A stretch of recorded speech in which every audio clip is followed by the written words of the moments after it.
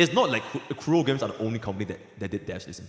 Of course not. Yeah. Yeah, exactly. So But one can listen better than others. One can listen faster than others. One can listen and then actually make changes that the people want. Others can listen, right? And then come out with whatever the subscribe.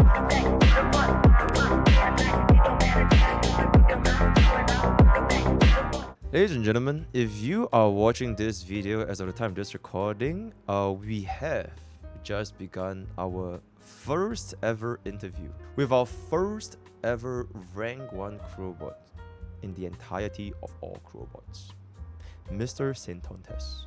So, let's begin the call. Hold up. Yo, hello. Hello? Yo, chat, can you guys hear? Yo, chat, type 1 if y'all can hear. Chat, type 1 if you can hear too. Oh, it's good? Oh, it's good. All right. It's good. It's good, it's good. Mr. Sintontes.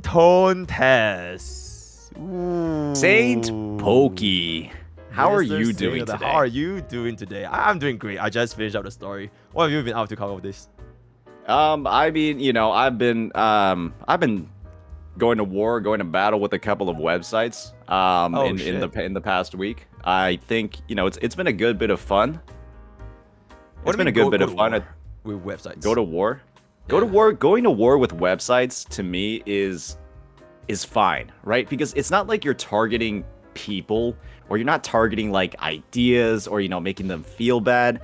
You know, you're going after like big corpa, right? And everyone's down to go after big corpa. Okay. Wait, so what's the story of like what are you going? Is it a Hoyo Show website or is it like it's just a general website? You know, I'm not entirely sure, man. Right? It's just, I mean, which one do you want to talk about? I think there are a couple that are, you know, kind of Hoyo pilled, while others, you know, might be just, you know, it might be other issues. You can start with the most recent one, or like the one that's like you think the most interesting is.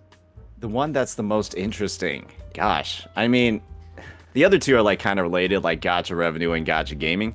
So I guess we might as well just talk about Prydwen, right? I'm not sure if you saw I saw this one tweet about from Kate's. I think you mentioned that they were like promoting a leakers content creator for like their tier list. Yeah. Yeah, that's the only thing I knew about. Yeah, what's up? Yeah. So there's a bit of you're about to open Pandora's box though, buddy. I guess it's Prydwen's box at this point. Okay. If we go ahead and do that, we unpack that a little bit. What you're gonna find is that the Prydwen website, right? They don't particularly have a lot of pride. Hey, I'm liking your chat today, man. So dude, pretend they don't even exist, cause my chat is like 90% Hoyo shows.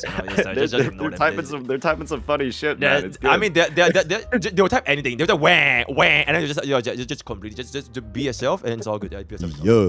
Yeah. Okay. Gotcha. So the thing is, right? When it comes to the wuwa section of the Prydwen website, there is a lot of stuff, right, that's either outdated, a lot of stuff that isn't necessarily right, and a lot of stuff that, at least at this point in the game, is misinformative compared to like what the state of the actual meta, what the state of the actual characters, and like power levels are. Okay. I'm pulling up the thingy now. Are you talking about a tier list or like which one are you referring to? I mean, there's a lot of things, right? It's the tier list, it's the character guides, it's even like the builds and like equipment for the characters. It like almost every single part of the website, even the skill descriptions themselves, right? Every single part of the website that you know can like click around and get to, it feels like there is something wrong with at least one part of everything, right? Okay. It's like there's like maybe it's like 80-95% good, but there's like 10% of just like a poo stain on every part of the website, right? Do you have like a specific example? Like I'm on their website. Let's go to Gian. Let's go to Gian. This is my favorite example. So you can just go to the tier list and then mouse over Gian. Oh, okay. Yep. Okay. Sorry, I'm like on your stream right now and you're like not there. Oh yeah, it's like a 1 second delay. Wait, I can just share my thingy with you. Yeah, that might be better. Yeah. So I don't have to deal with your stream delay. Okay. So. Okay. Yeah, so if you just mouse over Gian, right? Yep. And then you click into him. Okay. Go to his builds. Scroll down a little bit. Go to his build. And look at the second weapon on there. Okay. Ages of Harvest? Yeah. Look how there's not a description for it. When every other weapon does, and this is like a 2-sentence, like a paragraph worth of words, right? Okay. Any person that actually knows how to play this game or has played this game, right? It would take you quite literally about less than 5 minutes to write this, right? And it's been like this for several months. Ooh, okay. So this Right? thing has and I see been people here saying for, like, "Wow, no description," but wait, like, so this guys, thing. it's Oh my literally God, chat, so shut easy the to put fuck- this in. Shut the fuck up, chat! Oh my God, let the man speak. Okay, anyways, okay, wait. So is it like this thing has been a recommendation for the past couple of months, and then basically there has been no description for like the whole month? Yeah, and the thing is, if you scroll up even more to the top of the page, Okay. you're gonna see that it's updated for patch 1.3 below the introduction, right? In update tracker, it says updated for patch 1.3. And the thing is, right? Jinxi's weapon was released in 1.1. Jian had a rerun in 1.3, right? And then we're over here and we can't spend 5 minutes to write 2 sentences for this weapon. So basically, this thing Right. should have gotten a quick little description since it is meant to be updated with Jingxi's thingy. Exactly, right? And you're saying that it's updated for 1.3 when it's clearly not, right? You're just lying. Right, at this point, it's just lying, right? It's updated for 1.3, but we're not writing, we're not even putting in the bare minimum to write a goddamn paragraph about a weapon, right? Okay, but technically they did gets have worse, the, though. It the gets worse. numbers though. So technically, if people just want to like at one glance, like they can just see the numbers if that's the. But the thing is, you play the game differently with this weapon, or you don't necessarily play it differently, but there are different strengths that get emphasized more with this weapon, right? Okay. At least when you're playing Jian, right? So And like you there's would change nothing- his rotations, like instead of using skill heavy, like heavy. Yeah, is you that how- try to okay. make sure you're doing 2 skills in each rotation, and it gets a lot stronger, right, with his first sequence node, Okay. Okay. right? Yep. So it's just things like that, like you would want to mention, right, that his S1 makes this weapon a lot stronger or more effective on him, right? But it's just over here, right? Like we just don't give a shit about the character, or we don't give a shit about this section of the website, right? And so we can't put in 5 minutes to write about it. Okay. Okay. I see. It gets worse though. It gets worse. It gets Okay. worse than this actually. Okay, This one what's is the next go to his if you go further up like at the very top, sorry. Oh, Like, okay. in Okay. the- Yeah? Okay, go down a little bit. Go down a little bit.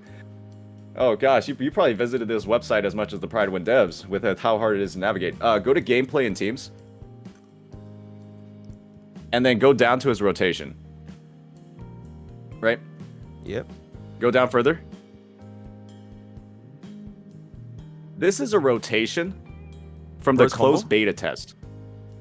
This is a rotation from the closed beta test. This was established 2 or 3 months before the game was released.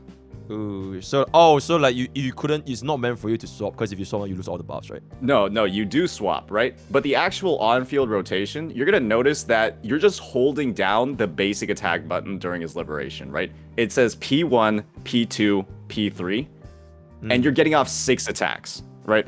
Okay. When you play this character after version 1.0, it was pretty common knowledge that you're able to get out 8 attacks if you throw in a dodge cancel at the end of each attack. Ooh, Right? That's huge. That's huge. Yeah, absolutely. So you're literally increasing your DPS in your ultimate, right? Or in your liberation by you're adding 2 to 6, right? That's a massive damage increase, right? You're literally adding 2 extra liberation attacks to a rotation, right?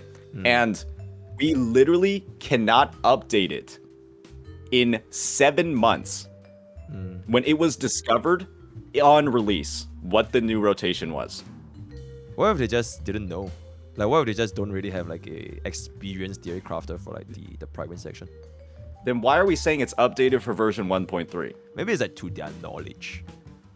I don't really know But who's the why one are we waiting, saying it's but updated for version 1.3?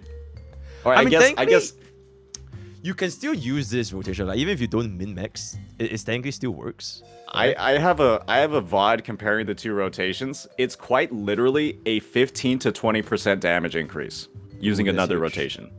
That's huge. It's That's huge. it's the difference between shaving like 20 to 30 seconds off your Tower of Adversity clear. Do you know who like works on these websites? Since I'm assuming that you are like attacking Only them. God does Oh, okay. at this point. Then how do you find out about the promoting leakers thingy? The promoting leakers thing. I think the whole promoting leakers thing, in my opinion, is really similar, right? To just the level of quality and the level of effort that you're seeing across the entire website, right? If you go to tier list and then the latest updates, changelog, yeah. You're gonna notice that the last person on there, right? You probably saw the tweet, right? The last person on there is actively leaking the kits of Carlotta and Roshia, right? Okay, going through how they play, going through their numbers, blah blah blah, and it's like, if you went to their YouTube channel, right? And let's just say you're whoever's writing this changelog, right? You're writing this changelog, right? I would imagine it wouldn't take that much effort to go onto the CC's channels that you are crediting here and that you are advertising and that you are giving thanks to, and recognize, right, that these guys are actively leaking content for the game, right? And maybe in your infinite wisdom, as you're, writing this out, you would not put them on it, right? Because I don't think you would want to be somebody, right? Or a guide website, right? A guide resource for the player base, right? That is supporting leaks. Absolutely, absolutely. I agree. Is it like a recent thing, or like he has been covering leaks since like day one? They have been covering leaks, I believe, since Camellia, right? So this isn't like, Prydwen advertised them, and then it was like, oh, yeah, you know what? I got some airtime. Let me drop some leaks. It wasn't like that, right? It's not like they sandbagged Prydwen. They have been a known leakers since since Camellia for sure. I'm not sure about Shorekeeper, but obviously Camellia was, her leaks came out like months ago on YouTube, right? So you would know that he's a leaker. And so to me, what this is indicative of is the fact that like these guys don't give a shit, right? Like it would have taken so little effort. It would have taken so little time to just do the due diligence to identify, right? Fuck, maybe we shouldn't do this, right? But they didn't, right? And that level of, or I guess that lack of care, right? Or that lack of commitment, or just simply lack of common sense, is apparent everywhere across the entire website. For Wuthering Wave section, or like you're talking about like the entire private? The entire, I mean, I've only looked at the Wuthering Wave section, right? Because I am the #1 Kuro bot, right? It's the only game I play currently. Yeah, absolutely. It's the only game I play currently, right? Probably just like how you only have the HSR section. Absolutely. Yeah, I only really visit the HSR. Yeah, most of the time. Absolutely. Exactly, right? So I don't really know what is going on across the other areas of the website. But I have heard in my comment section, right, that stuff is, a little bit shitty in a lot of places, right? So it might just be like, oh gosh, like we are so undermanned that we're just like putting in, 10 minutes worth of effort on like every page and we're not like double checking stuff.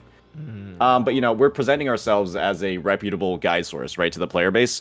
People are, and I think this is like, this might be like a CC brain thing in particular, but people are looking at this website, digesting the information on it, and then they are like parroting what's on this website across, YouTube comment sections, across Reddit, across social media, blah, blah, blah. And if all this information is, if some of the information is wrong or incorrect, or like, there's clearly a lack of care, then that information getting parroted is just bad, right? And now we have people basically, making content, giving advice, and now they're getting gaslit because of this website that doesn't know what they're talking about, frankly. Right. So like, you have your comment section saying, "Oh, but Prydwen said this, therefore you are wrong," because like Prydwen. Exactly, right. And they use Prydwen as like a source for their claims, right? And the thing is, if all of this is, if it's really shit, right? If we're using a Geon rotation from the closed beta test and then saying we've updated it for patch 1.3, right? Guys, right? What can we trust on this website, right? Why are we getting people gaslighting us in the comment section using this website? I see. I feel like this Prydwen sentiment thing when it comes to what information is getting distributed to the community, I don't think it's strictly for Wuthering Waves. I think Prydwen also has, they are not strangers to Especially pertaining to communities who are like very involved in the game. I think, for example, in Honkai Star Bucks, especially when it comes to like tier list updates in the Honkai Star Bucks, I think there has been a lot of like some interesting sentiments. Like for example, there's this unit called Dr. Ratio, which is free, and he was like in tier 0 for like a very, very long time, and I think they didn't update it. So I think it's not really something new that players who play that game for like a really long time, they kind of know what is like a more optimal like build or version or tier list or whatever compared to what Prime offers. But on the flip side, I feel that if it comes to just general information, like I think that actual casuals who actually use Prydwen, they probably just go here and just see what their kid does. So like see what that, like I basically, okay, I did use Warring Waves when Warring Waves launched. I used Prydwen quite a bit. I basically just go here and just read what they do. So maybe for the more, because these are all objective truths, right? You don't really change this. It's not, this is just copy and paste it right yeah. So like for like things like reviews, for like more like subjective things like their perfect rotations, their best team comps, or even their tier list, I think this will always depend on like how deep you are into, how locked in you are to that game or the genre, because I think you will always somehow find ways to optimize that gameplay beyond what Prydwen's offering. So yeah, I don't think they are probably deserving to get like, okay, why are you trying to expect out of Prydwen? Like, are you trying to make them go EOS or like, oh my god, down with Prydwen? Or like, what are we trying to look out of this? Yeah. The goal is to not make them go EOS. The goal is to get them to actually give a shit about this page. Okay. Right? That's the thing, right? When you have all of these small little things everywhere, right? Like no weapon on Jian, no, an rotation from CBT. We're missing tags on characters when they serve like roles. Like Spectro Rover, right, is a team healer. Once they get like their S4, and then they're over here and they only have like one damage tag. They don't have any healing tag, right? They don't have any support tag at all. And so the thing is, and then there are other characters that have a shield, and then they don't have the shield tag, right?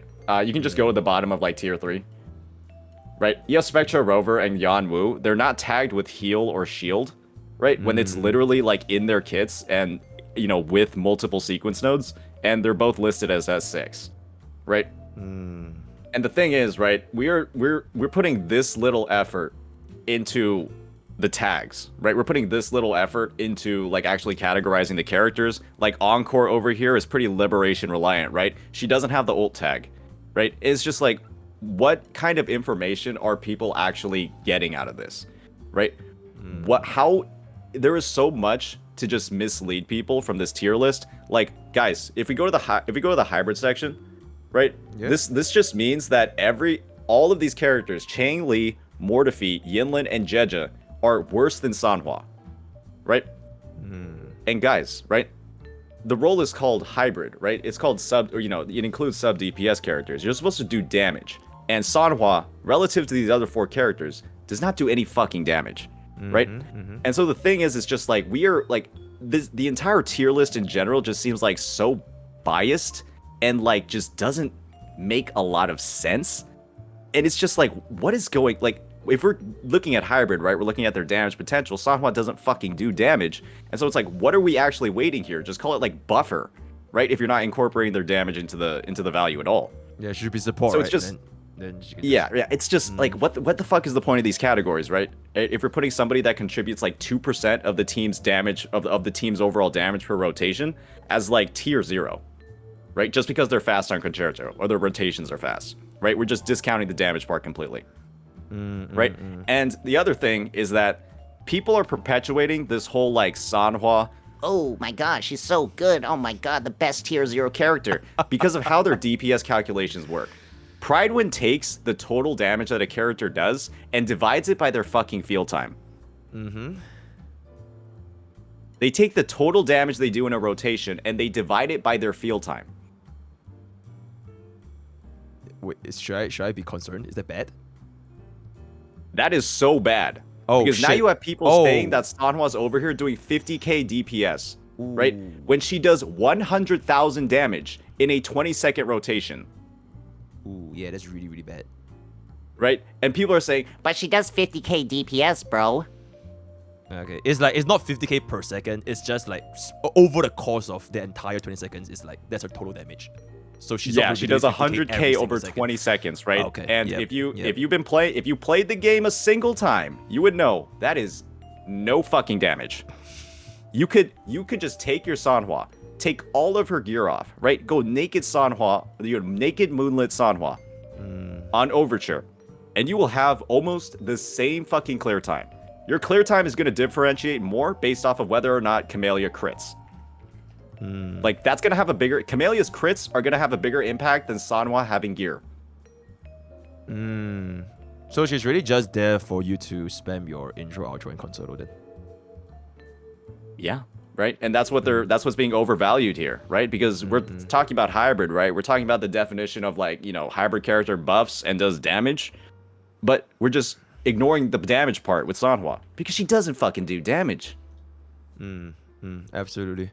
But I feel like at the end of the day, like, these kind of tier list things, it's either we can help contribute towards the tier list, or like it's always gonna be a very subjective thing, and there's not a lot of things. Would you be down to like go and help them? Like, cause I don't really know if they are gonna be, you know, receiving any help from like more experienced like Warring Wave players such as yourself, you know. Because I think this from is the their thing, list right? Their list is like Gacha Smack and okay, I'm Riveners. So that's the funny thing with I Am Ravenous, right? They've got this guy credited on the very front page as, like, you know, kind of like, he almost looks like an owner of the tier list in a sense. Guys, he hasn't made a Wuthering Waves video in 4 months. His last video was on Chang Li's release, right? Ooh, yikes. And this is the person we have linked on the front page of this tier list. Ooh. Yeah, that's not too good. So basically, I think they probably made this at like the launch of Wuthering Waves, because I think that the launch, a lot of content creators made like a shit ton of content for them. But I think it kind of just trickled down. Like the number of content creators that are making content for WoW probably just like slowed down by quite a bit. But I don't think they. And I have an interesting theory on that. It was in one of my comments. The theory is that the minimum skill floor to be taken seriously as a wuwa guide creator is so high that a lot of CCs didn't want to put in the effort to do it. Ooh. Do you have like a example? Like Rexland. I think I'm talking to him right now. I think I'm talking to him right now. Wait, what do you mean? Wait, I'm just a tourist. Wait, I'm like that completely flew by. I have no idea what I'm saying. I think your chat does though.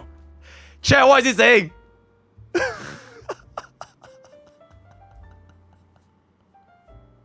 Why don't chat just spamming COD? They're not helping. Wait.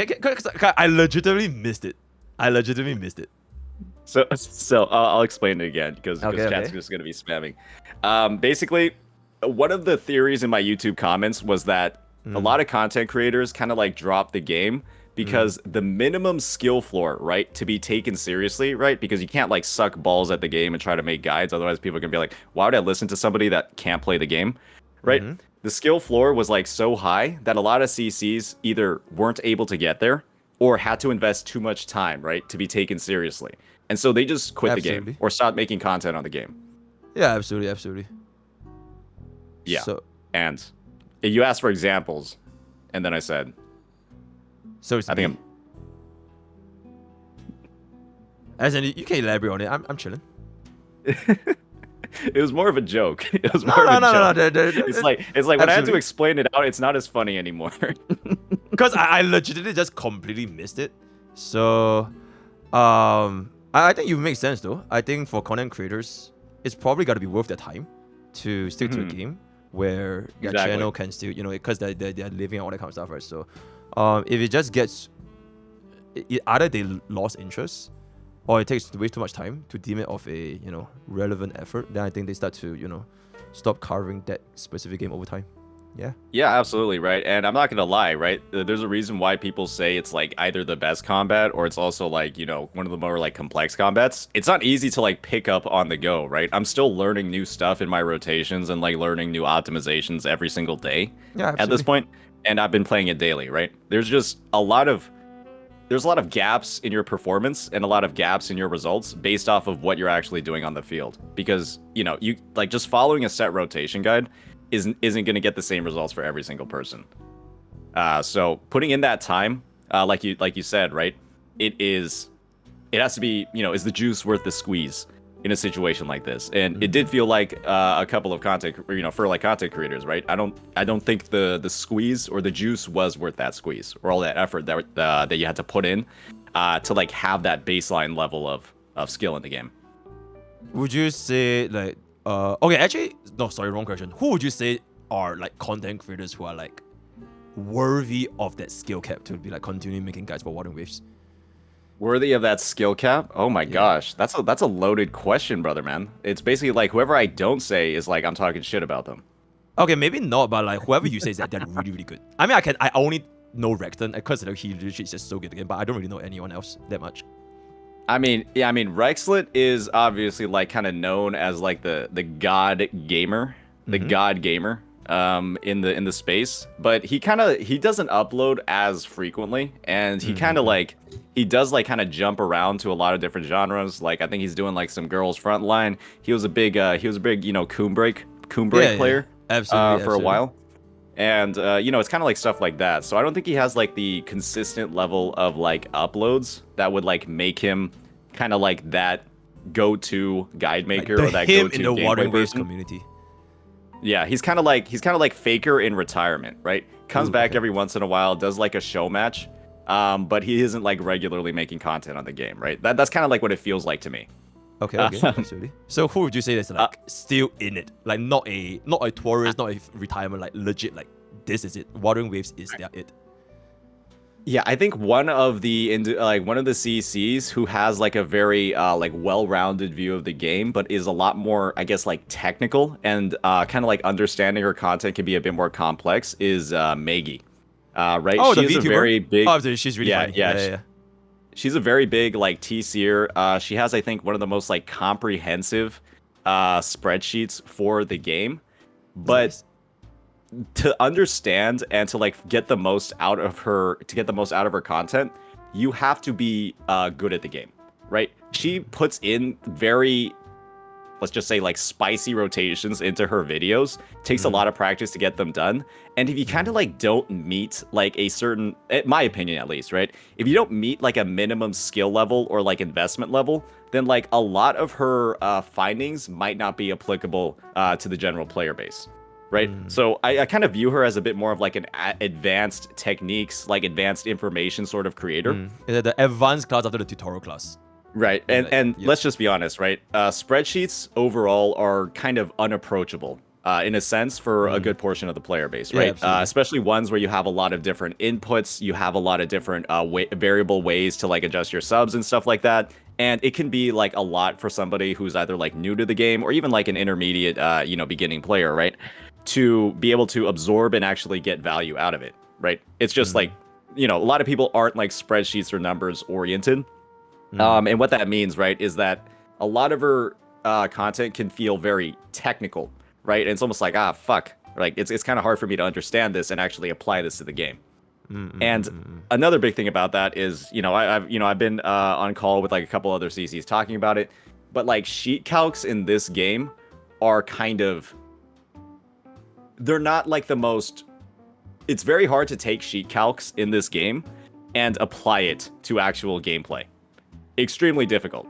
Because, you're doing these attacks in an order, you're putting in all this stuff, you're like measuring out the concerto gain, right? And making sure that you're swapping to characters at different points in time.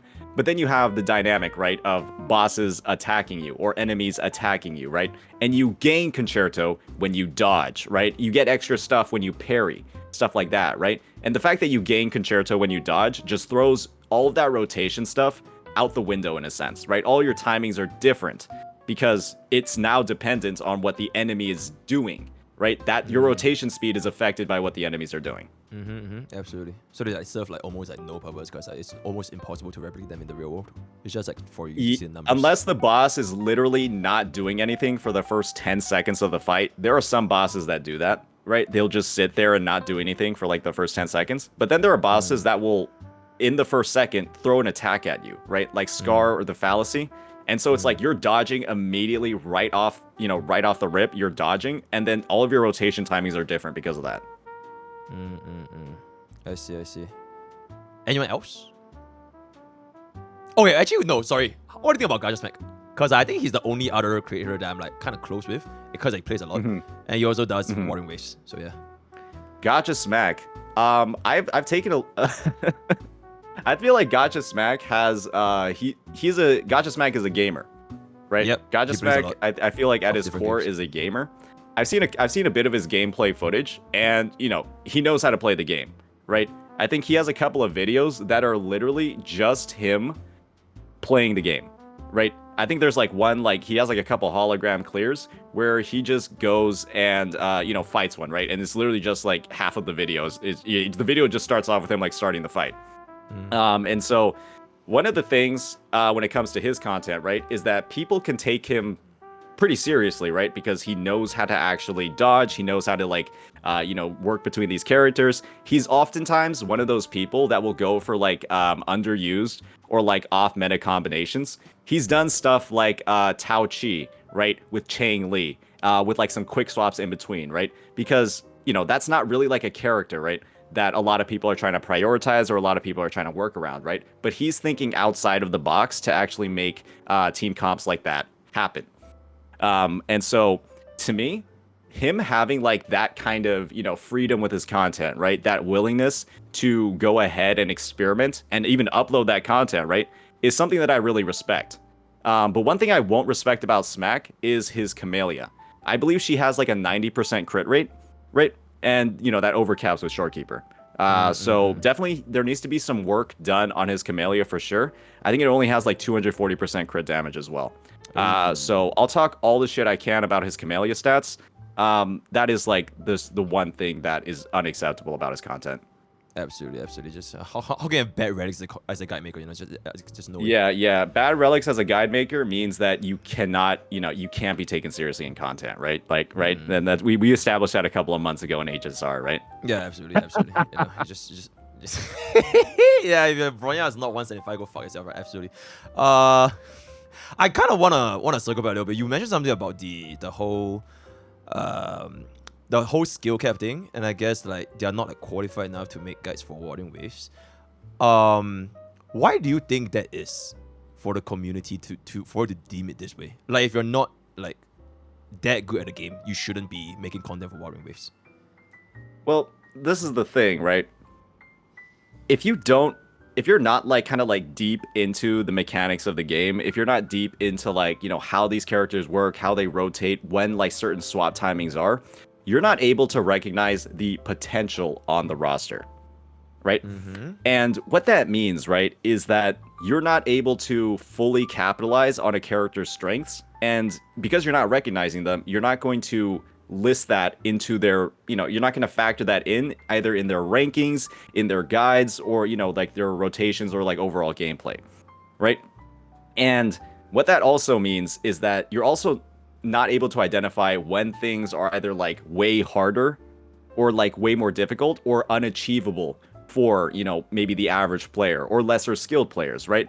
Because every person playing this game, right, isn't going to be like Rexlin, right? They're not going to be somebody that's going to be, that's going to be doing like no hit runs. That's going to be like, solo hologramming, right? There's going to be people from all sides of the spectrum, right? And when you are an expert or, you're somebody that knows a lot about the game, you're able to identify like what is going to be hard, what's going to be easier for people across, I want to say spectrum, but then that's going to mean something else. Like, across like that spectrum of skill that players have. So having that knowledge, is really sorry. Wait, what's up? Having that knowledge is really important, right? So that you can give advice that's actually good, right? That's actually relatable. Yeah. I feel like I had this very similar thinking like for HSR like way back, which is a lot about, okay, I guess in like Zenless or HSR, if you want to like min-max, it's like the equivalent of like a zero cycle of like Zenless, you like clear super fast, or like the absolute best rotations, and then you want to make that into a content, it definitely shows that you know a lot about the game compared to if you just want to do like a 3-star clear, which is like relatively easy for a lot of players. But wouldn't you say having this, okay, or rather, would you say that having this mindset where like you have to be an expert and you need to know the ins and outs of like everything for a unit, do you think that will like kind of negatively affect the community playing the game. Because I think there might be a bit of a, I don't really know what's the word, conundrum. It's like Wuthering Waves was kind of made out to be a game where I think they advertised it to be kind of like Genshin, right? Like it's an open world gacha game, but there was a lot more depth. You could do a lot of like fancy stuff. You could do like a lot of like this kind of rotations, dodge cancelling, parry, all kind of stuff. So it makes it feel like there's a lot more skill based. But on the flip side, it makes it such that players who play Wuthering Waves, if you do not get on that level of expertise, this is me personally anyways, I feel that the community itself that actually plays Wuthering Waves, they start to feel like, oh my god, how can you not know this? You're so bad. And this is like, I feel like it's a lot more prevalent in the WoW community pertaining gameplay for WoW. It's like, oh, you should match, and because from the start they are advertising it as like a more advanced, quote unquote advanced Genshin Impact. So because you are not able to get to that quote unquote caliber of skills, it can get a little bit nasty. And I'm not too sure if that's gonna be too good, because I wouldn't say I quit, but I haven't played the game that much ever since like Changli. And then I recently just came back. I don't know what the hell am I doing with Camellia. I literally just watched like a 5-minute. I watched a gacha smack on Camellia, and I was just like quite literally just randomly pressing buttons, and it thankfully still gave me like fulfillment and joy where I cleared the content, and it wasn't all that about I'm one to execute everything perfectly. I saw her animations. It was great. It was very comfortable, and I cleared it. So that is why I think there's like a bit of a gap between like the hardcore and like the less hardcore players in WoW.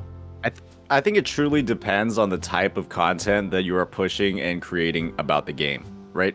If you're like a commentary sort of CC who's just talking about, like what's going on in the space, new updates that are coming out, like lore, character designs, blah blah blah. Think like, like Ashikai and Genshin, right? Yep. It's like, I don't think people give a shit about like how good you are at the game. I don't think people care like what your TOA clears look like, if that's like the area that you're focusing on. But I think when it comes to you, Pokke, considering like your history in HSR and your history in some other games, right? Like you kind of have like a reputation, right, for providing like information, for providing like advice on how to like do certain things. And so I guess the expectation for, and obviously, right, I don't know how people actually feel. It's like the expectation in my belief, right, when you came to wuwa was that you would have the same kind of like skill level and while you would have like the skill level to justify like having advice, right, or giving advice, right, or doing, because I'm not exactly sure, but you did like a couple of like guides for wuwa, right, in a sense. I did a lot at the start because I was really like quite heavily invested in wuwa at the start, but eventually kind of just like if I wouldn't say it fell off like, oh my god, I suddenly hated the game. It's just like it couldn't really grab me. It's also why Genshin couldn't really grab me, because the whole open world thing just didn't really click with me that well. But that's just me personally. So I did the start thing. I thought you loved Genshin Impact. Well, who the fuck? Tectone? No, as in I like the game. I had to play, but it's probably not like a game that I would say is my main game. I think HSR is like my quote unquote main game. Is that if I was gonna be like a gacha tourist, like all these games are like vacations. I'll go on vacations. I'll go and see, a new game launch. I'm gonna spend like 1 week there and then play.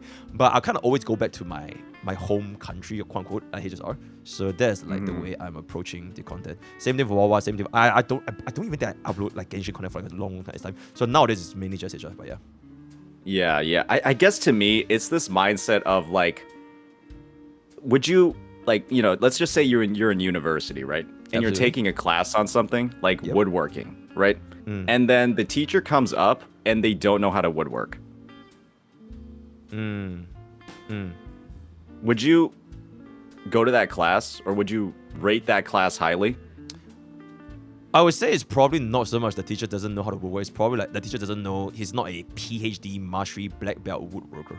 I think that's like the way you're putting it. But it's like but I guess that's the thing, right? Is you were doing like Apex level content in a sense, right? You're doing like 0 cycle clears. You're like, ooh, here's the meta, guys, right? And then like, you're doing all that stuff for HSR. And I feel like in a sense, right, some of your earlier wuwa content was kind of geared in that same way, right? And it's like, I guess there's not as much value, or there's not as much like weight put on that kind of teaching or that kind of content when you're not performing at that level in game. And I'm not saying that you didn't do that, but I did hear you struggled with backflips for a while. Oh And yeah, absolutely. I don't know if oh my god, that it was so hard. It was so hard, man. But I eventually got it. But yeah, backflips, the bane of my existence. I almost killed myself over that in game. Yeah. I'm sorry to still give you shit about that. Yeah, but I mean, it's funny. It's a funny experience of my life. Absolutely. But like, I guess that's the sort of thing, right? It's just like shit. Like, is this guy like a trusted resource for like how to play the game? When I guess all signs are pointing the other way. Would doing backflips affect which banner to pull, or like how do they work in a team? Well, I guess it's like this, right? I don't necessarily think your ability to perform backflips like affects like your judgment on like like banners, blah blah blah, stuff like that. But that's the thing, right? It's like how good are you at identifying that value? Like how accurate are your conclusions if you can't do backflips? I mean, it's very simple. I Like, read Chinese. that is my value, bro. That's literally how I did it for one wave. I read Chinese. Your value is the translations. Absolutely. My value is the ability to read Chinese. And if That's the I thing. can't read Chinese, then won't bother me. This is what it is. So yeah. My opinion is that when it comes to your HSR, like your CN HSR translations, right? If you look at the CN gameplay, I think that you can mimic the CN gameplay, right? For your Absolutely. HSR stuff. Absolutely. Right? But then you have the wuwa CN Yep. stuff, right? Can you mimic the wuwa CN gameplay? Yeah, see, I don't really make wuwa's quote unquote zero cycle content though. Because I'm just gonna go back to my YouTube page. So give me like, because I made like a shit ton of goddamn wuwa videos at the end of the game, like a whole lot of like guides and all that kind of stuff, like really early on. So I have like what the hell is it? 79 warring videos all the way from the start. So I would feel that almost everything here, it is almost just direct translations of like pools, the ecosystem. It's like really quite objective stuff at the start. Like how does it work? Trying out a new Genshin killer, insane.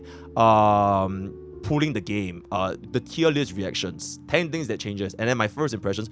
I don't really clear zero cycles, or do I try to pretend to be a guy that do zero cycle, quote unquote zero cycles in warring waves? Because one of them are just quite literally just me playing and enjoying the game. I spent 24 hours building a rover, right? And then just translate the guys I have. Then eventually, I kind of fell out of it because I realized that the whole open world gacha gameplay is not, I don't really like it as much. Common Honkai style, so You like more like instant sort of like yeah. stuff So like I don't that. really think Like, it's kinda that fair. rapid fire, like gotta. Yeah, absolutely. Like whatever I stream is the content that goes on my YouTube. So it's like as long as streamable content is like good content for me. So I think it's a little bit. I don't really think it makes a lot of connection. Whether I can do backflips to determine if this cements my value as like a top tier warring waves player. Because I don't think I try to pretend to be a top tier warring waves player in order to make content for warring waves. Yeah, I guess it's just there was a couple. It's not necessarily the backflips, right? It's like just looking at some of the content that you have, right? Yep. Sure. It's like I feel like one of the great things that you do when it comes to your like kind of like CN translation content is in HSR is like your ability to like give input based off of your own gameplay experiences and then kind of like add onto those conclusions, right, that the CN players are making, right? You don't just directly translate, you add some additional value on top of it, right, from your personal exactly, right? And the thing is that kind of additional input, that personal sort of anecdotal knowledge, right, that you're giving to your audience, I think that is extremely valuable, right? Okay. And the thing is, that anecdotal knowledge is directly linked to how good you are at the game. Right? The value of that anecdotal knowledge. I feel like it might be a little bit of a different thing for like some very specific things. For example, if I want to give a guide to a guy that doesn't care about zero cycles, I wouldn't really give a shit about giving them content that's related to zero cycles for HSR perspective. So, for example, if in Warring Waves, if I'm not really aiming that content to be, what's a zero cycle equivalent in Warring Waves? I actually have no idea. 30-second clears. It's like a speed run. It's like a 30 to 45 second clear. Okay. In like the TOA level 100. Right, absolutely. So like sub 1 minute clear. Let's just say sub 1 minute clear. Yeah, I don't think that not providing any context or like not understanding doing a 1 minute clear would take away the stuff that actually happens in that CN guide, because I still understand what the CN guide is trying to say and how it can be applied to the actual combat of the game. But once again, I think this is legit like all the way back at the start of Wandering Waves, where I would say I definitely have a lot more passion for the game itself compared to nowadays. So yeah. Yeah, I guess the thing is, right, there's content like tier lists, there's content like guides, there's content on like, you know, how to get the most value, who's the most valuable, right? And the idea, I think, across a lot of the player base, right, is that the person that has reached kind of like the apex of the game, that has proven to a degree, right, that they know how to get a lot out of these characters, they know how to get the most mileage possible, is like, that's almost, you value that opinion, you value that thought a lot more, right? Because this is like the highest level sort of player who has, you know, in a sense, right, they know what to do with all of these different characters. And so when you are getting, you know, when you're commenting on a tier list, right, when you're commenting on placements, when you're, you know, like making a definition for why something on the tier list is wrong or why something is right and how you would like move it somewhere or to like a different place based off of your personal opinion, right? That knowledge of the game, right, from playing it, right, is factoring into those opinions. And when somebody knows how to do everything in the game, when somebody knows how to play exceptionally well, right, you value that thought a lot more. And if somebody either isn't uploading, you know, content like that, or they aren't known in the community as being capable of that, right, it's just like, it's harder to take their input more seriously, right? Or it's harder to like find value in that input, right? If like somebody's over here, right, getting like hit like 5 times in a rotation, right, and then like they're getting it out like 2 times slower than like other people, right, because they're like getting staggered, they're not like doing the dodges, blah blah blah, right?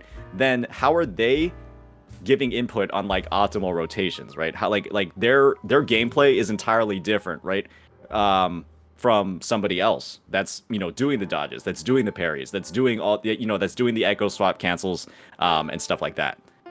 So it's just, and the thing is, everybody went on that journey to get there, right, from the start of the game, right? People weren't doing swap cancels, people weren't being like, you know, absolute freaks on the battlefield, right, on launch. And so somebody going through that journey to get to, again, like the apex, means that they understand where the struggles are, what is difficult, and what to do to conquer them, right? And actually, because they have gone through the struggles and done them themselves, that means that they're in a better position, right, to give advice to people to do the exact same thing. And if somebody hasn't done that yet, because the goal of every player is to get better at the game, in a sense, right? As you play a game more and more and more and more, you want to get better at it. You want to be a freak. You want to be the guy that, like, you know, has like the smoothest rotations on the planet, and eventually, right, at some point. I think that's a little bit subjective. Some people just want to pull and stare at Camilla's tits or whatever. But yeah, I agree. Some people want to get better. Yeah. There's a decent set of the population, at least, that wants to get better at the game that they're playing. I think that's fair to say. Okay. I feel that I find it a little bit hard for me to agree with this stance, because I think this is almost like, I like watching educated kind of like, guides okay, even though I am not going to execute it myself. let me mute my TTS. It's just so noisy. Okay, but anyways, yeah, I feel like this is a little bit bad for like the whole mindset, because it almost sounds, okay, correct me if I'm wrong, but it almost sounds as if it's like you are gatekeeping content creators for making content for Wandering Waves because they are not quote unquote at the apex here.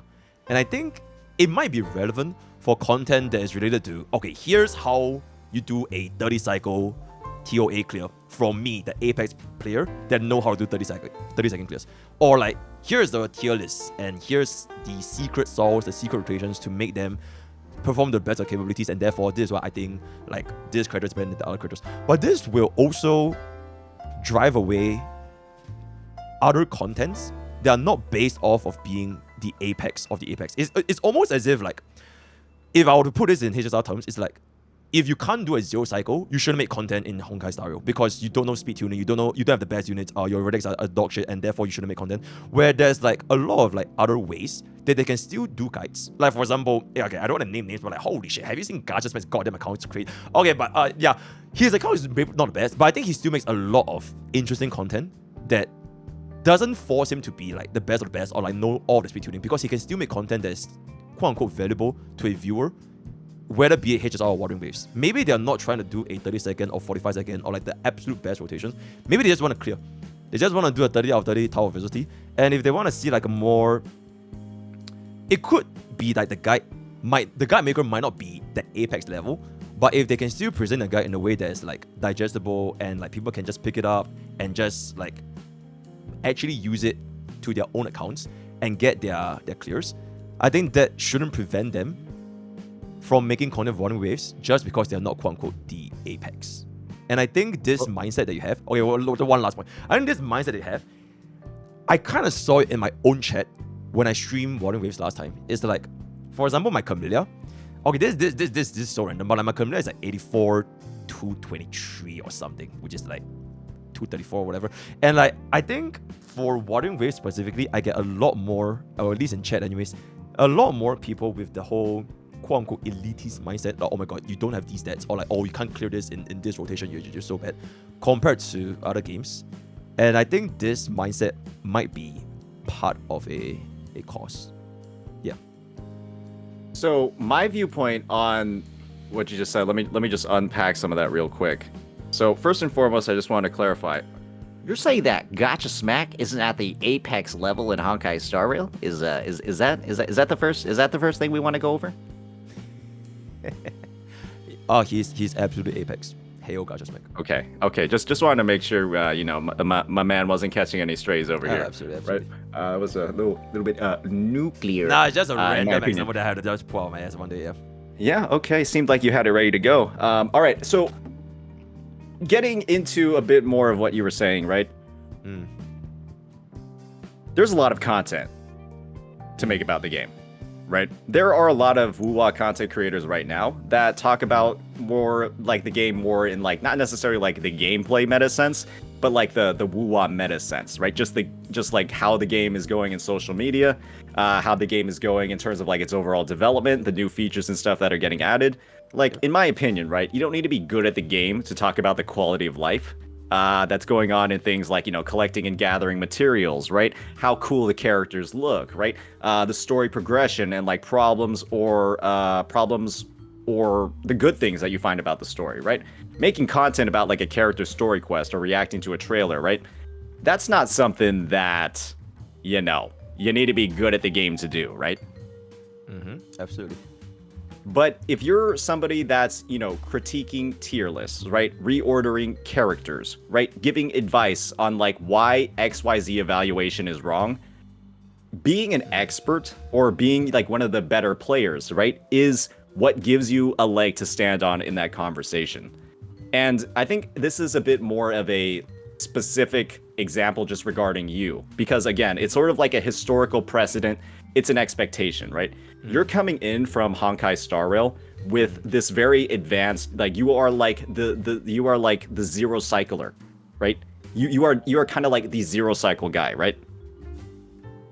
Oh, yeah, kind of. No, Like, I wouldn't say it's like people all my think of- content, but yeah, I do a few. You do a fair amount of it, right? Like I see you posting about the meta a bunch. I see you talking about like I think your latest video is like Sunday ruined the meta. Yep. You're able to make the claim that Sunday ruined the meta because you're knowledgeable about the game, right? Because you are considered an expert on the game. You're considered at the apex level, right? People take your thoughts about Honkai Star Rail seriously because you are kind of like the guy, right? You're the guy that sweats like crazy. You play MOC more than you talk to your kids, like that sort of thing, right? Yeah, absolutely. So if you're somebody that has that much commitment, if you're somebody that's putting in that much effort, right? People are going to take what you're saying about HSR a lot more seriously. Absolutely. Right? So when you're going to wuwa, right, and you're kind of doing similar content, where you're talking about tier list, you're talking about character value, right? You're talking about the meta, right? But you don't have that same skill level, right? I don't think the translation was necessarily as smooth as it could have been, right? Imagine you trying to make all of this content about HSR and the meta when you're doing like 9 cycle clears on the weekly, right? Yep. Do you think your content would have been taken as seriously or gotten as popular if like your best clears are like 9 cycles? I think it doesn't really matter as long as it's entertaining, because I've actually done a couple of clears, like just using like some random ass teams. I used hook or whatever, and it does like horribly. I did like a 17 cycle clear. I feel like the content specifically, it doesn't have to be a 0 cycle just for it to be good content. As long as it's entertaining and people like to watch it, it'll make it a content that someone would watch. And I think I kind of know where you're going. No, sorry. I feel like that's a different sort of content though, where it's like you are somebody that has proven that you can do crazy shit in the game, accomplish crazy things, and now you're like intentionally making shitty results. That's entirely different, right? Than somebody who has never gotten the good results, just constantly doing like mid things. Like you're somebody that's already gotten to the peak, and now you're intentionally like sandbagging or handicapping yourself.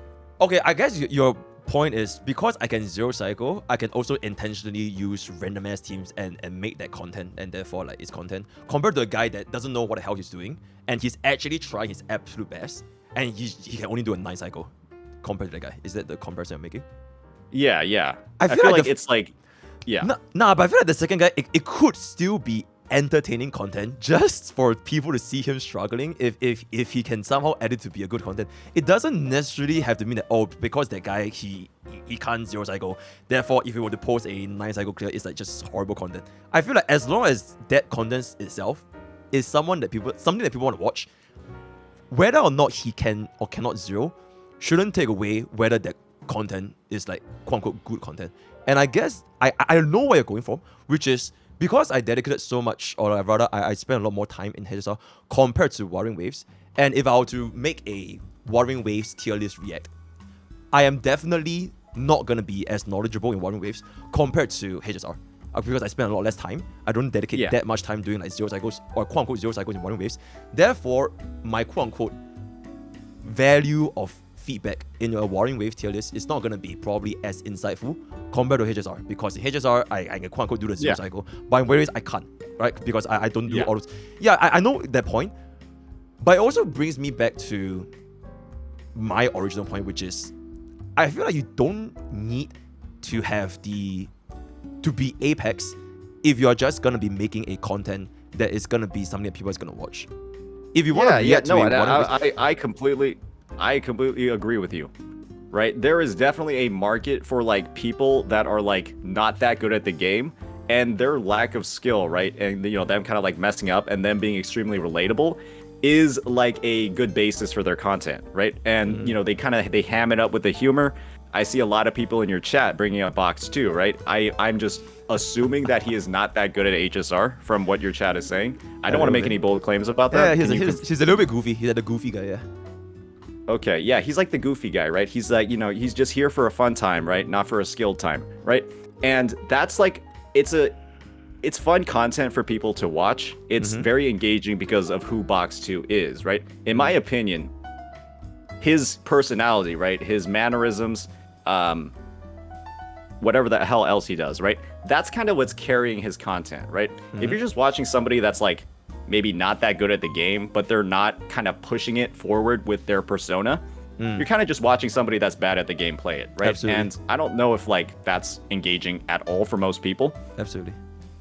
And it's kind of like being good at the game is a big, let's just say if there is imagine there are like prerequisites to make content, right?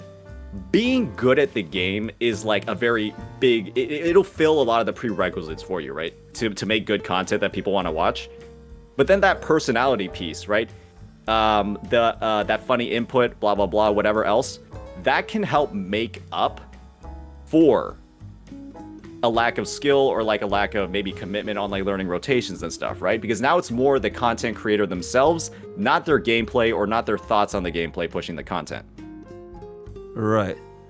I actually am on the flip side. I will feel like, okay, if you want to talk about what makes that content a good content, so there's a whole list of like checkboxes that you have to be good at the game, or like, I actually think being good at the game is probably at the bottom barrel, but also it could be depending on like what direction you're going for. Like if you want to be like a guide channel, or like, I feel like having the the charm or like the personality, the charisma of the actual content creator is probably one of, if not the most important. I think, for example, for yourself, I think you have a sexy ass voice, bro.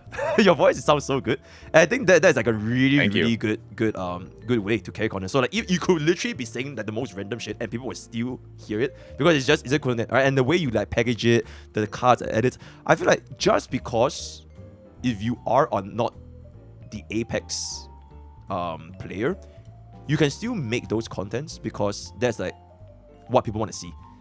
And whether or not that yeah, exactly, it doesn't qualify or not qualify whether you're good at the game or not, in my opinion. Yeah.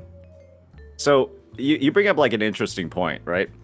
A lot of my content early on didn't start off getting into like technicality, right? Didn't get into tier lists, didn't get into like character rankings or value of character power. I only started doing that when I had like notable evidence from my gameplay, when I actually started doing like faster clears, when I was able to take that footage and put it in the content where I'm talking about characters, where I'm talking about character strength, right? Where I'm talking about character power. And there was a point, right, where I got good enough at the game to feel comfortable making that level of content. Right? Okay. I was at the point where I was getting like 1 minute clears, right, with characters like Jian, right, where I was like learning spicy rotations for Chang Li. When I figured out how to swap cancel, right, and have 3 characters on the field at the same time, in like consistently and actually make it useful in gameplay, right? That was like a journey that I went on to learn more about the game, to kind of get immersed in the mechanics. And through that, I felt a lot more comfortable, right, talking about character strength, talking about character power. And if I hadn't done those, right, then I don't think I would have felt, right, kind of like the justification on my end to be commenting on tier lists, to be saying that the placement here doesn't really make sense, right? I would have needed to play those characters, right, learn how to optimize them, right, find out their potential, right? There's like one really cool thing with Yang Yang, right? Because her outro skill isn't lost on swap, you can go ahead and quick swap with her, right, in your main DPS's rotation, even though you're playing a hyper carry lineup. Right? Moonlit Clouds isn't lost on swap, and you can do some crazy shit with Yang Yang, right? Basically, swap her in with your main DPS and do damage with both characters at the same time, without losing any efficiency in your rotations. But that's not something that people talk about, right? That's something that I learned from experimenting. I've done it a couple of times on stream, and everyone's like, holy shit, you can do this? Freaking sick. Yeah. And that level of experimentation, right? I think that's why Gacha Smack has a lot of engagement for his wuwa content, right? He thinks outside of the box. He takes the time to go in and learn these mechanics and give a comprehensive point of view. Absolutely. Based off of his experiments. And that willingness to learn things, right? That willingness to kind of share those thoughts and actually put the work in when the game isn't easy, right? When the game requires a certain amount of skill to execute on these strategies, right? Seeing somebody that's putting in that work makes them a lot more reliable. Yeah, In because the- you know in the something space. that something that people who have not put in the amount of testing, you know something more than them. So your And the thing is, you put in a shit ton of testing in your HSR stuff, right? Like you get into a fuck ton of like different situations, different team comps, different rotations, different like orders, different speed tuning, right? Yep. You do the homework whenever you kind of come to the table with stuff for HSR, Yep. right? Yep. And when you're kind of creating the same content for wuwa, but then not really doing the homework in a sense, it's like that's where I guess the drop is for me. And I think that's perfectly fine because Wawa is not like my main game. So the content I made for Wawa is based on my own knowledge and extent of my knowledge for Wawa at that point of time. So I feel that I don't need to get into all the way into the mechanical details just to make sure that everything is at the absolute min-max efficiency. If you do it, that's like good because like you know more than people who don't.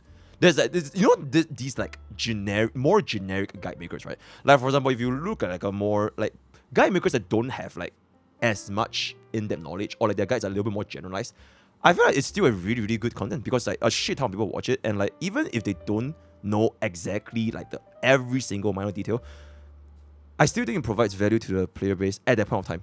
So I'll push back on that a little bit because the guide, I mean, and not to throw shade on any of the big guide makers, but one situation that came up was a lot of people very undervaluing certain parts of Camelia's kit because all of the guide makers on released just push this idea that all you do on this character is press E and then hold the left mouse button for That's literally every what I type of did. content in the game. That's literally what I Right. did, and I That cleared was- 3 stars. I was so happy about it. Yeah. Exactly, right? And it works, right? But that's not the best way to play the character. But so what And when if a- they don't play the best way though? So We're what? talking about guide makers. Yeah, exactly. I watched And a so guide if they- maker. Like my knowledge for Camellia is based on a guide maker that didn't know exactly what like any intrinsic extra additional combos for Camellia. I literally just saw the guide, press E, and you just spin, and then just win. So even That's- if that guide maker didn't know exactly what she did, maybe to a level of expertise like yourself, I still got value out of that guide, and I still had fun playing Camellia on my account, and I did the 30 out of 30. But that's the thing, right? Like your chat and like your content, right, is focused on doing things like zero cycling, right? There is, again, like I mentioned before, most players, especially players that maybe watch content like yours, they want to get better at the game. They want Absolutely. to do things and like understand, right, what the best things are. And when we're having guide makers, right, that aren't doing like the experimentation and kind of like just putting, I guess, maybe like a shortcut, right, to her combos, then that's like, you know, it in a sense, right, people will think they're not really doing their due diligence because Camellia actually has 4 different rotations. Holy shit, insane. She has a Blossom mode rotation, which is the one that you're doing where you just hold left click, right? She also has a lot of transitionary rotations where she goes and uses her regular basic attacks and uses the vertical spin instead of like the horizontal one, right? Yep. Then she has double intro rotations where she stacks Sanhua's outro buff with her budding mode, Oh my right? God. And amplifies damage a lot more that way. And then she can do the Blossom mode spin as well as the vertical spin, her regular basic attack spins using double intro, right? And when we're not listing out those as possibilities in our guides, right? Then people are basically under the impression that this is the optimal way to play her. But then, we're finding out later, right? Because people are actually taking the time to learn the character and experiment more.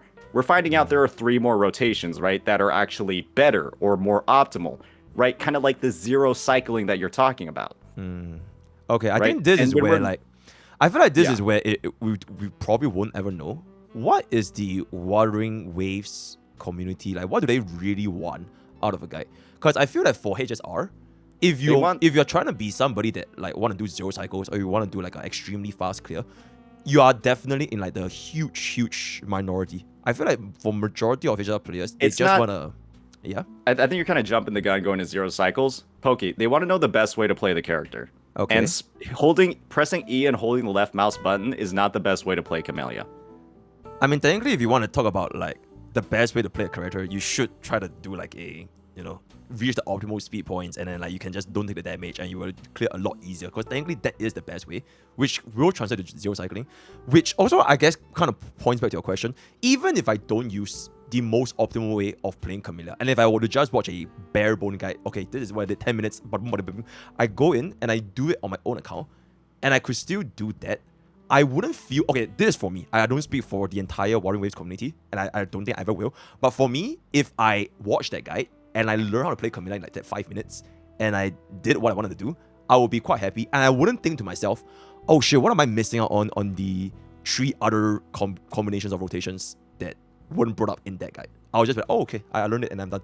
But then again, Wouldn't I you would never just know. want to know that there are 4 different rotations for the character?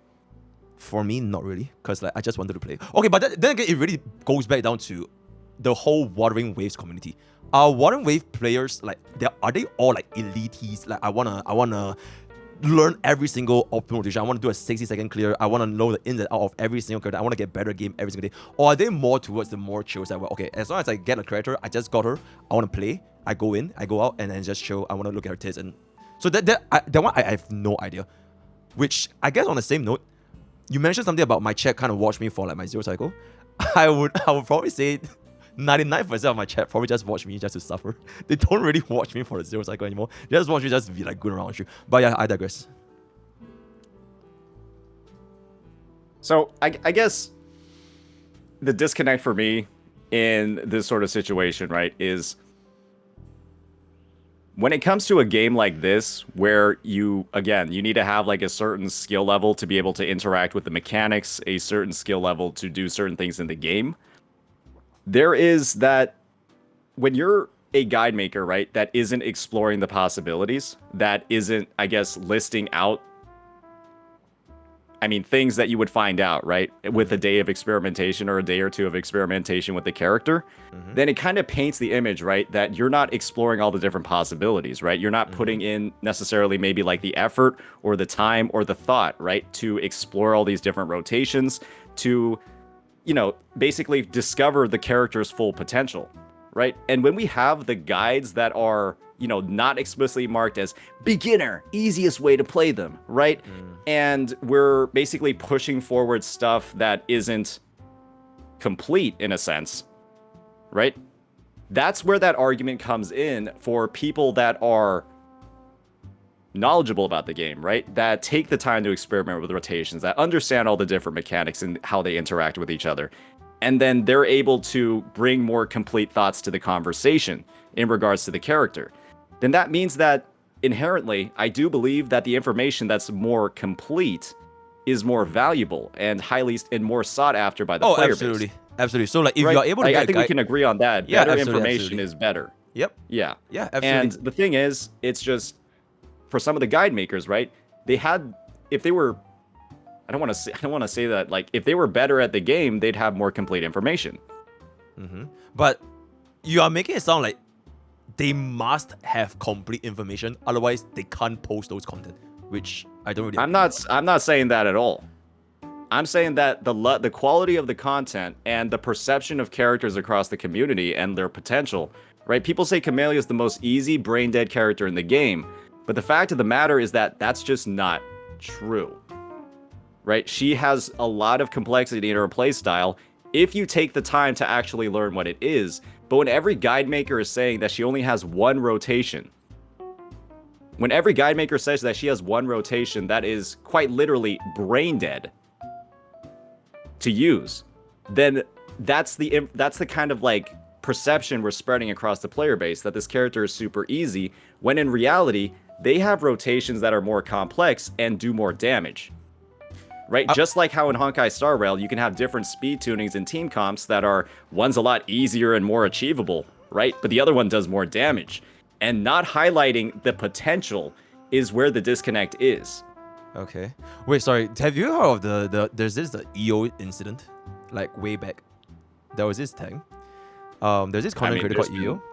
So I'm aware of EO's journey. Yeah. Also, journey, yeah. No sure whatever, but I think he brought up a point that kind of, whatever you said kind of brought me back to then, which was, he was like this fighting game player and he could do all of the Kara cancelling and the negative edge and the sword software, and like he knew a lot of this, because that was also for Wandering Waves, right? He knew a lot of these additional mechanics that could be applied from his fighting game days to Wandering Waves, and it made it sound like, for example, he could do a lot more things with Jian, or like he could do something like with Nicole, you do a spin and do an additional skill. It's like there's a lot more depth to a creator than what the mainstream audience would look at, because he actually went ahead and took those into the characters that he's playing with. And it kind of reminds me of this thing that you're trying to establish, which is you can also do a lot of different combos with Camellia. But I think even if other guide makers, like mainstream guide makers nowadays, that are making guides for Wandering Waves, even if they do not know like the quote-unquote the more in-depth advanced mechanics, I feel like it doesn't necessarily make their guide quote-unquote incomplete, because they technically did what they set out to do, which is to help a player understand a character. And this is where it would differ, where are you a player that wants to know the more advanced stuff? And maybe if they want to, they could look for more advanced guides. Or if they're just somebody that, okay, I want to open up YouTube, Camellia guide, press in, and then just see the first thing, and I just want to play the thing. I feel like these players will have fundamentally different concepts of like what it could be deemed as like a complete or incomplete guide. So I don't really think just because they I guess at this point, yep. I guess at this point we're kind of just debating the definition of a complete guide, right? I guess my viewpoint on a complete guide, right, is listing out where where a character's potential is based off of their kit, right? And in my opinion, listing one rotation when she's capable of a lot more is not a complete guide to me, right? There's clearly a lot more depth to her character, but we're kind of like scratching the surface level, right? And to me, the fact that we didn't dig deeper into here, right, when it's kind of just like right there and not that out of reach, right? It's not like you had to like dig into this character and like play her for like hours, right? She launched and I found out her other rotations like on the day of release, right? Just experimenting with her in the tower, right?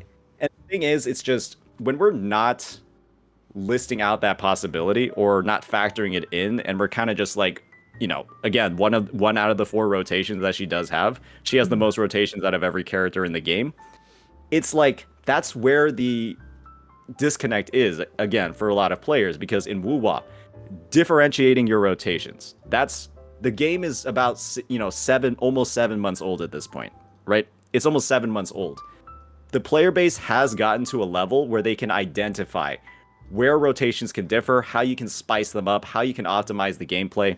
And casuals, right, are still in the conversation as well, because it's not like her other combos are unachievable, but one is a lot better in single target compared to AoE, right? And even for a casual, them learning the other rotation for single target could be the difference for their uninvested account doing a 3-star clear versus a 2-star clear in the tower.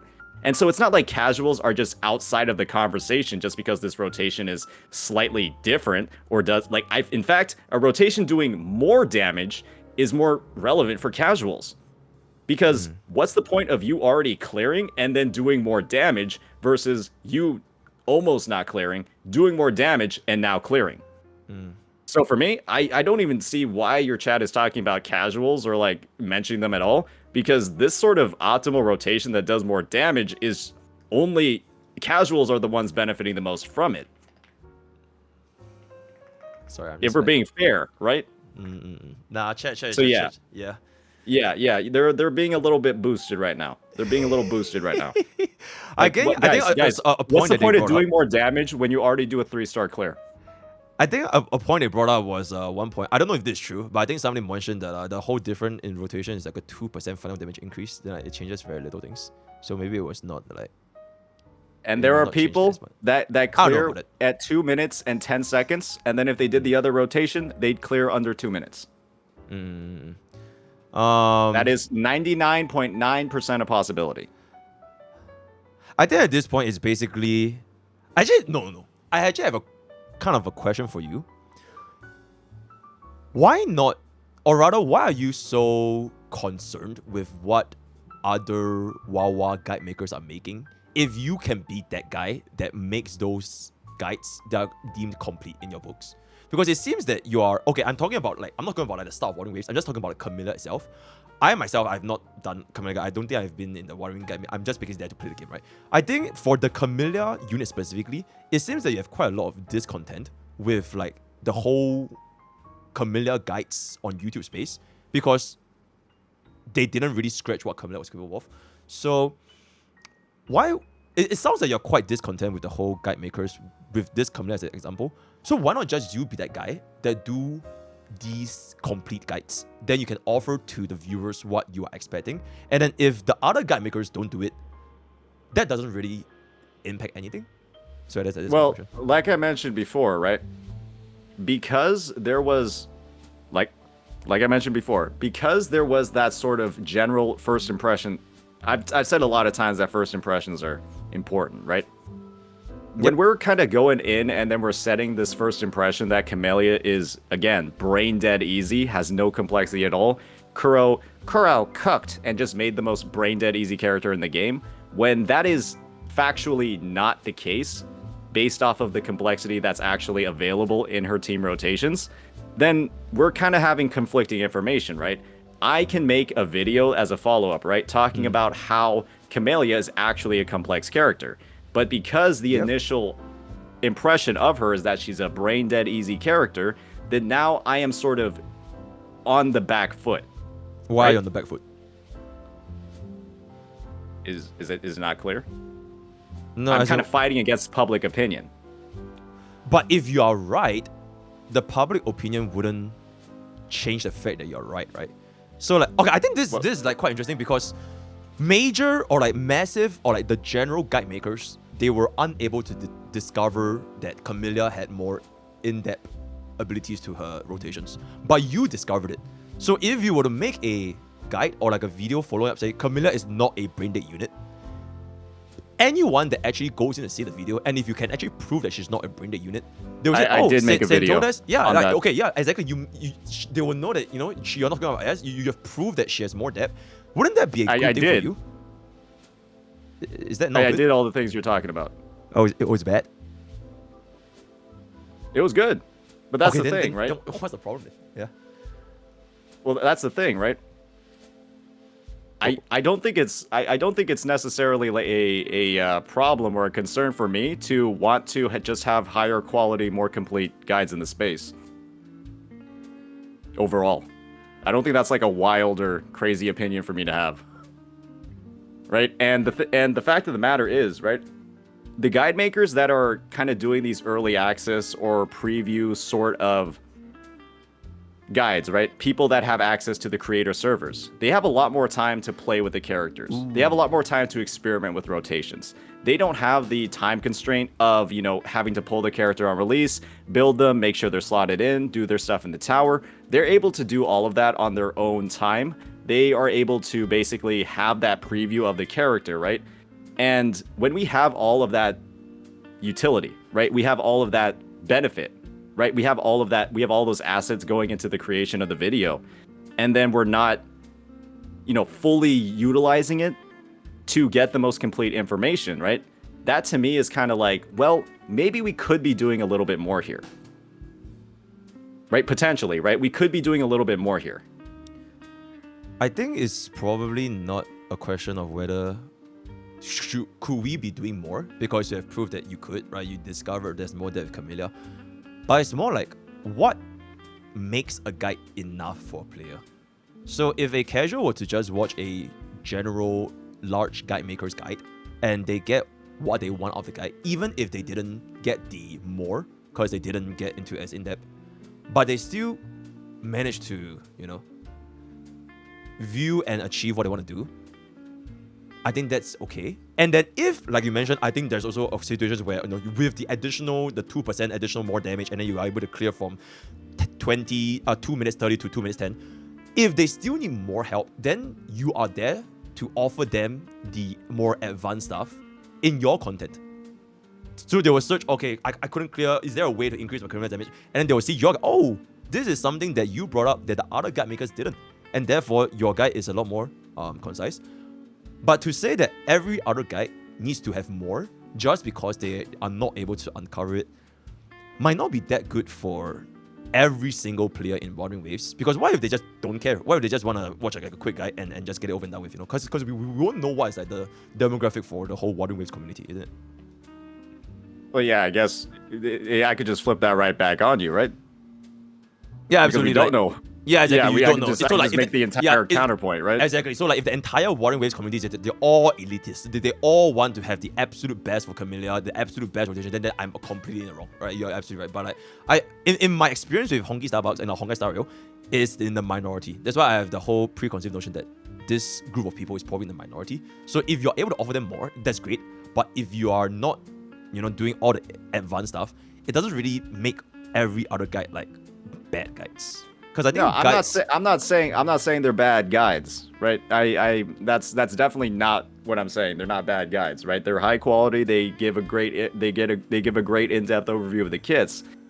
I'm mostly saying that those guides had the opportunity to present more information that, for a fair number of players, in my opinion, would be helpful, right? And when we're thinking about guides, like these are already like, you know, 13, 14, 15-minute guides, right?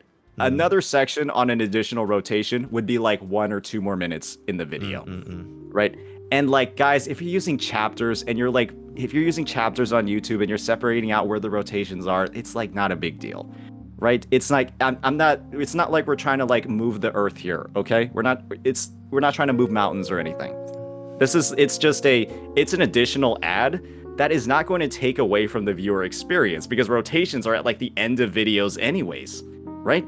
So it's just additional stuff that only helps the player base. That isn't like taking away from like the casual person, I guess, that just doesn't give a shit and wants to play it in the easiest way possible, right? It's not like taking away from them to have an additional 30 minutes or 2 minutes talking about another rotation. It kind of sounds like those guys are bad. Like the way you're saying it, kind of sounds like those guys are bad. Like, oh my gosh, just one more minute. You're the one just coming in here with hot takes, man. You're the one coming in here with these blazing hot, incendiary. That's it. Okay, to me, it sounds like what you're insinuating. Like those guys, okay, maybe not bad, but they're not good enough. Is that fair? I'd prefer to use the term, they could be better and more complete. Okay, be politically correct. Wow. Okay, fine. I think we can guess kind of review that, because me personally, I don't really lock in that much about the quality of guides, because I mean you're still in the space, like you're very much. Yeah, I can tell from yours. Yeah, absolutely, Sorry, absolutely. So no, absolutely. I think that's completely fine, because I do admit that I'm definitely a tourist in Water Waves, and I think that's, you know, it is what it is. But because you are still so deeply ingrained in like the whole Water Waves community, I guess you are more concerned with like the quality of all guide content in the space. Like you want there to be more. Like you mentioned, you want there to be more. So you want the actual Water Wave guide makers, you know, they take more time to invest into Camellia and actually find out that she's not a brain dead unit. So yeah. It is what it is. Wait, sorry. I just kind of want to talk about this one because we're kind of in the one half. I'm so sorry for talking. By the way, if you need to go, just let me know. By the way, are you good? Yeah, no, I'm good, man. Okay. Yeah. I'm streaming as well, so we're good. good. Okay. Yeah, chilling. Yeah, I guess I kind of just want to talk about one more thing, because okay,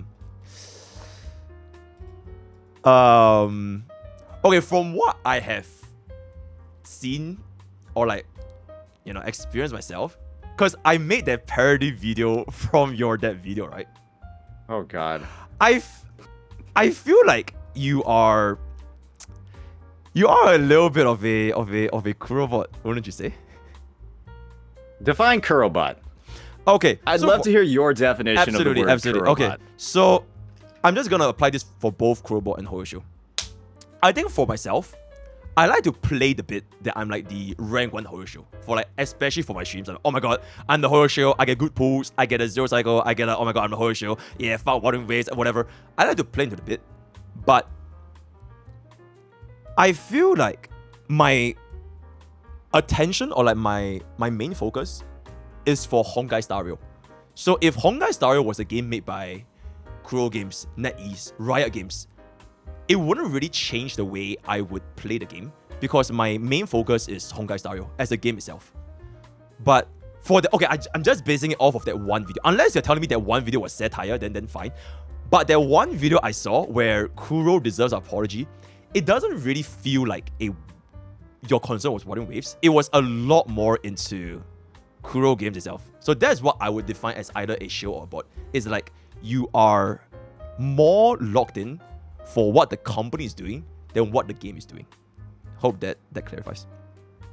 Well, the viewpoint that I have on it, right, is when a company makes a really, really good product, I'm doing a disservice, right, if I only talk about how good the product is. I'd also like to talk about the people making it, because they're responsible for why it's so good. Okay. But that wouldn't really make it such that it's about the game anymore, right? Because that would be like the company. No, it is about the game, because if the game wasn't good, I wouldn't talk about the developers in a positive light. I mean, there's two different ways. So that there's one way, like, yep, you talk about the developers made these changes to the games. Kuro devs cooked. Or actually talking about those game changes which will impact the game itself and the player base. So for example, if HSR, oh my god, they added the watering, not watering, fuck. They added the resin reskin, they added the subset selector, they added the free 5-star. I think all those are excellent changes for the game itself. Yeah. But it is not so much that, oh my god, hell, that way, like... Yeah, you can't, because wuwa does it first. What do you mean? Or you can, but it doesn't have as much impact when you glaze Hoyo for it because wuwa does it all first. So it's like when you're like a follower, right? wuwa doesn't of have somebody a that's subset implementing selector. good QOL, right? When you're like a follower, right? Uh-huh. You glazing or you talking about how good it is doesn't have as much of an impact because now it just looks like the HSR, right, or Genshin is scrambling to keep up. But Water Wave doesn't have a substat selector, right? Correct me if I'm wrong. A 5-star selector? No, the substat selector. Like you could reroll your substats in your relics. Or your Oh echoes. yeah, we don't have that one yet. No. Yeah, exactly. Yeah, no, you can glaze. You should glaze that one. You should glaze that one. No, and that's my point, right? I feel like I wouldn't have to glaze a company because they added a good change. I would like to say this is a good change for the game, but I wouldn't wanna say, oh my god, thank God Hoyoverse added this. Why not? Because that's what makes you a shield. So when people do a good thing, you can't say that they did a good thing. I mean, you can say that they did a good thing, but like the focus What's of the wrong game, with that? right? There's nothing wrong with being a. But you see, you made Shill sound like a negative. It does kind of sound negative because like people will just think that you're linked with the company and not the game, and I So think that's what where I'm shields saying. and When- mods come from. If someone does a good thing and you say that it's good, and then you acknowledge that they did a good thing, what's wrong with that? But it can be very over exaggerated. So for example, I think the description for the character designs, it's like it's kind of over exaggerated. It's like it's character designs. You know what I'm saying? Is it? It's okay. They basically revealed 5 different characters, 5 different weapons for the. And they version look 2. entirely different than the existing cast, Holy shit! That changed my life. That's insane. with some designs that we actually haven't seen in gacha before. Like Zany has one of the most unique designs we've seen in a game like this. Oh my goodness. I mean, I wouldn't go out of my okay. Like for example, if MiHoYo released a brand new character with like this is no longer satire. I feel like I would never make that video for Amphoros in Honkai Star Rail. Yeah, because all they did was they just took the Flame Chasers and put them in 3.0. So there's not really that much to talk about. It's Yeah, like but they just recycled character designs from 6 years ago. Nah, but if you want to talk about like the whole thing about why they added them to Honkai Star Rail instead of like leaving the Honkai Impact 3, it will have a lot more depth. Especially for players that never played Honkai Impact, myself included. So those were all basically new to me as a player. Well, that's the thing. I played Honkai Impact 3, right? And I know that Okay. these Flame Chasers came out, you know, And that's great. almost half a decade ago, right? And so when I see them again, I'm like, damn, we're really digging into the depths of our creativity here, aren't we? I mean, maybe for you it's about the depth of creativity, but maybe for like other, I mean, I don't play Honkai Impact 3, but like, from what I've seen in like my chat and comments, is like they were very happy that they're actually reintroducing Honkai Impact 3 back to the line because they're like Honkai Impact 3 enjoyers, and like they managed to merge all this together. But I think I kind of digress a little bit. Essentially, a character design. I mean, we're getting into like personal opinions, right? Because Yeah. I went in, I said the five characters from Renaissance look good, and then I also have the opinion that hey, they kind of recycled the entire cast from HI3 and it for 3.0. But you have a different opinion because you have a different Absolutely. experience, right? Absolutely. And so, you know, I think we're entitled to our own opinions when it comes to this. Yeah, like whether you think about like that design is good or bad is completely subjective. But I wouldn't go out and say, oh my god, praise a company because they designed these characters and they look so amazing that they changed everything. I feel like that's a little Well, bit much. this is why I'm praising them, right? I'm praising them because one of the big critiques for the game was the kind of like bland character designs on certain parts of the roster. And when I see the 2.0 characters, I see the 5 characters that have an entirely different palette, very different visual design and clear aesthetic that was inspired by the feedback from the players. I felt that I was justified in saying, wow, Kuro listened here when it came to their designs and it came to the new lineup based off of player feedback. I guess the base off of player feedback thing is a good thing, right? Because they actually listen. Oh my god. Yeah, it's yeah, so because good. it shows that Yeah, they're yeah, listening, yeah. right? That, when people don't like something, the devs are actually doing something to fix it, right? I know a lot of the people in your chat aren't used to that dynamic, so it's a little strange. to witness live, right? Bro, when another game does it. I came up with devs. Listen, buddy, I was one of the first Glazers way back in the day. Devs listen came from me. I know exactly what I'm talking about, but you also tend to also make quite a bit of comparisons between the whatchamacallit. You like to compare the dynamics of the company with another company. It's kind of reminiscent of war comments in a gacha revenue. And I think that's a little bit of a shield behavior. War comments and gacha revenue are based off of incomplete numbers, right? Because we got PC, we got console, we don't have this shit. Yeah, we don't have the full info on it, right? We can agree on that, right? Yeah, absolutely. But whether or not the numbers are completely incomplete. So gacha war comments are basically people fighting each other, right? Talking about EOS with literally incomplete information. When I make comparisons about features in games, we have all the information because it's in the game. Right? And so I am comparing features, I'm making comparisons between companies and devs based off of features that everybody can confirm is in the game. When you're talking and fighting about revenue, you're fighting with information that is not complete and, like we've discovered, can be made the fuck up. Yeah, absolutely. Right? But I think the question is just why fight in the first place, you know? What do you mean? I don't view it in the same fighting as fighting over gacha revenue, because I'm talking about stuff that is in the game, right? That everybody can factually confirm is in the game, right? That are features of the experience. All right, absolutely. And when I make comparisons between things that are quite like one-to-one you can find in the real world, that's different from making comparisons between fake numbers that don't exist, right? Or that we don't actually know, right? One is fighting fiction with fiction. The other is fact with fact.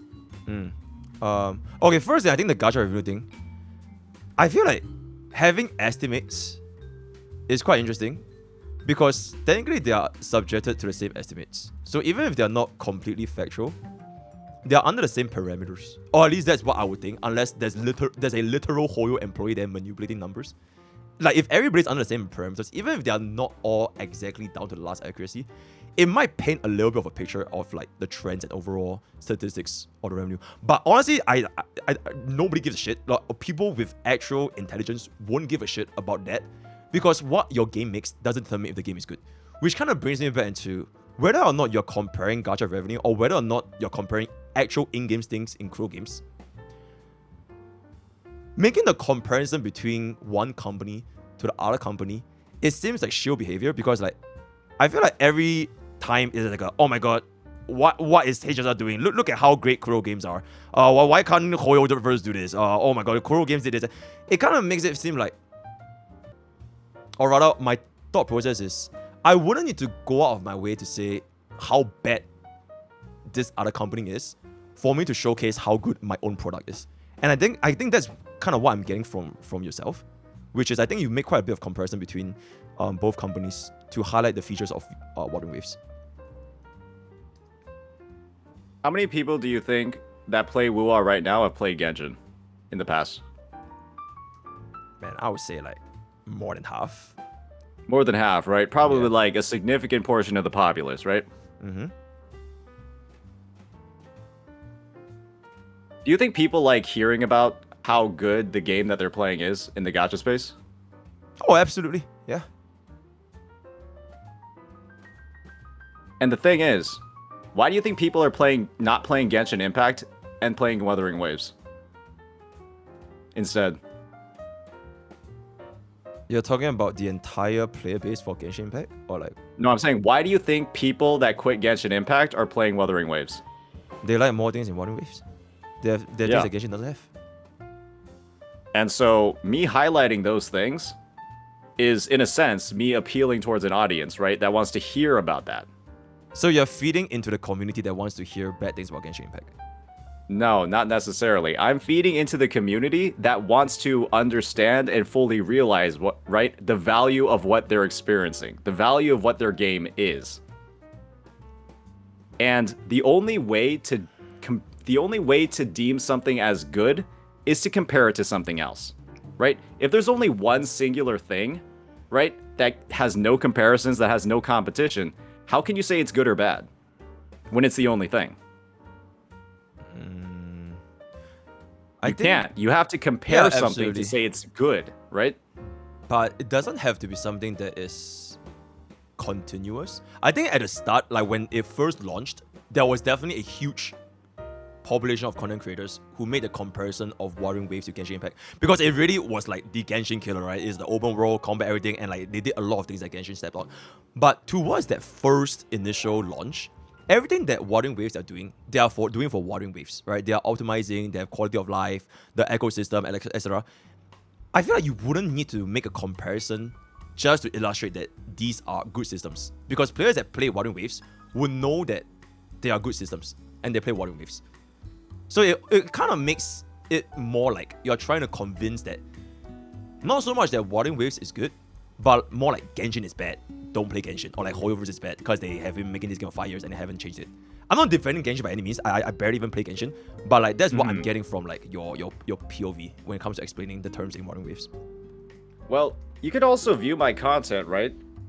There's a chance that somebody's going to see my video, right? Talking about all of these features that wuwa's putting in, how much the devs listen to the player base, how every single patch, right? They're implementing some form of quality of life or some sort of feature that the players have directly been asking for, right? And improve the overall gameplay experience. Every single patch. And every single So patch me has talk- patch modes, yeah? Yeah, so me talking about that, right? Yep. There's a chance that a player will potentially watch that video, right? Absorb some of the information and then be like, oh, maybe I should start playing Wuthering Waves. Then that's +1 viewer for me, that's +1 viewer for the Wuthering Waves community, and now we're growing more. Absolutely. I think it's completely fine to it's basically talking about patch notes. Like, okay, these patch notes, these things happen. It's great. And then if players want to play Wuthering Waves, they'll play Wuthering Waves. And then I'm talking about because, guys, let's be honest. You only have a set amount of time in the day. Absolutely. Right? You can't play every single gacha game on the market. Yep. To play one gacha game, sometimes you have to put down another. Yep. Right? Yep. And so, when I can highlight the value that you're getting for the playtime, where you don't have to sit through hours of a story quest, right? I think I'll quote the Ryuku video. 35 minutes of static images and black screen, white text dialogue, right? If there is a situation where I can compare the gameplay experience between the two and highlight that one respects your time a lot more, that the average gameplay experience, right, your enjoyment per hour spent is higher in one game over another, there might be some people, right, that have been, let's just say, suffering after the Banananas quest, right, that are suffering after Genshin, whatever the fuck is going on in Natland, right? I'm seeing so many Twitter posts about how everybody fucking despises the region, right? If we're in the situation where these players who are disgruntled, who are essentially not having a very good time, boss, and show another game that quite literally is a polar opposite in so many different ways, then that means that that's an excellent opportunity, right, to have a conversation, for people to see what wuwa is about. Because, let's be honest, the game did have a launch, right, that was a bit controversial, that got a bit of bad news, that people weren't happy about. The game got quite a bit of shit for it, right?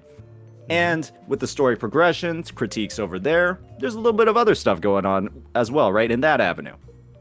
And so, me highlighting, right, where the devs are doing really, really great things, and where other devs, right, are dropping the ball and making, let's just say, not the best gameplay experience for its players, right? I don't think a lot of people like 2.6.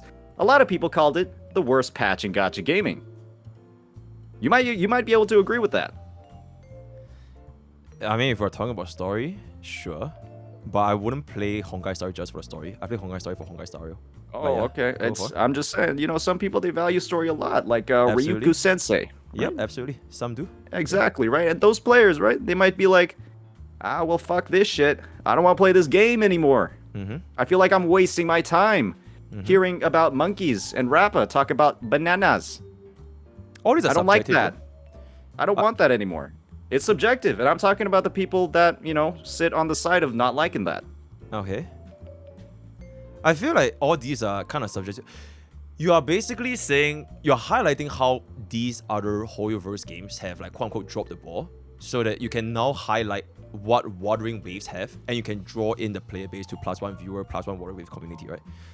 I feel like that does qualify as like a shill behavior.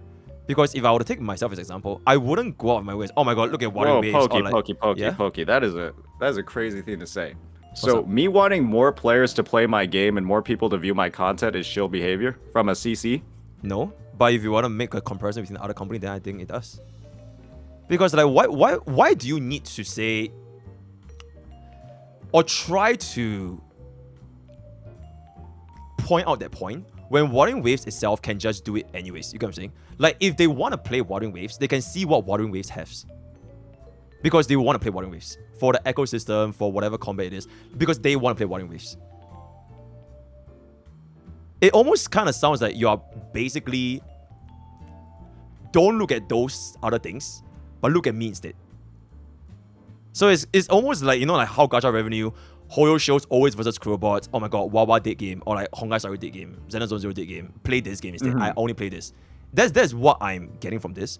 But if I were to put myself in that scenario, I wouldn't say things that, oh, that game is just so bad, you should play this instead. Because at the end of the day, those games, they have their different appeals. So like just because, like, let's just say there's a Sundays yep too much, or like 2.6, this is all the banana brain rot. I would still play Honkai Star Rail because I'm playing Honkai Star Rail for the turn-based, the team building, etc. And this same point can quite literally be applied to every other game. So that's why I also have a little bit of disagreement with Ryuku. Because for him, the majority of what made him say Honkai Star Rail was a bad game was because of story. But my perspective is Honkai Star Rail is a lot more than just a story. So that's why we And you also two have a gentlemen are absolutely entitled to your opinion and your desired way of enjoying the game. Absolutely. And I think that's what everyone should be entitled to. Like, their own way of viewing whether or not that game is worth their time. So, to be saying, or rather, it kind of just sounds desperate. Does that sound spicy? Like, oh my god, play Watering Waves, play Watering Waves. Okay, but okay, I'm just saying for content. Yeah. Okay, you're definitely You're definitely farming now. Holy shit! Oh, absolutely. It just sounds you're a little bit fucking desperate. farming now. Okay, I see what you're talking about. All right, so what the fuck was that? I want to farm. I want to piss off some Kuro bots, you know? As like there's this guy, I like to farm a little bit of Kuro bots, absolutely. Oh my gosh! All right. I think I need to go. I drank a cup of coffee. I actually need to go take a piss right now. I'll be back in like a couple of minutes, and then we can pick up. Oh shit! Okay, sure. All right, see you later. Oh my god, guys. Insane. Wait, I also need to take a piss, so I'll be right back. Getting desperate, huh? Kuro games, huh? Getting desperate, huh? All right, I'm back, Pokey's chat. Your streamer is here. Yo, oh my god, I just got back from my piss as well. What up? Nice. We're like our biological clocks are in sync, man. Yeah, Awesome. Absolutely. Holy shit. Insane. All right. So, you're getting back into the original conversation, right? The whole Kuro bot, the Hoyo shill, the comparisons, right, that are going on. Yep. Let's go back to the root cause of the matter. Okay. How am I able to make comparisons between these games in the first place? Why am I able to do that? There are fundamental differences. Let's dig a little bit deeper than that. What do you mean? Like you're comparing Watering Waves? Because there is one game or developer that is lacking compared to the other, right? That's how I'm able to make these comparisons in the first place, right? Define lacking in terms of a whole, because you're basically saying Hoyoverse is lacking compared to Kuro games, right? Are they not? Or I would are they? say that's that's a very, very subjective and a very, very big take. Because if you want to talk about just market cap, it's like, there's a reason why Hoyoverse earns the amount of money it does. And the events that they host, like all they were the first movers. Yeah, COVID like, buff. And it is what it is, man. And like, afterwards, they're able to capitalize it, you know? Yeah, and like, I don't even feel... Right?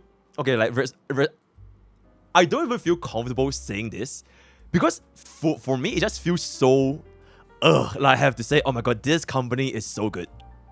So that's why I say whenever you make a comparison that, oh my god, my company did all this, that's why I just couldn't feel it.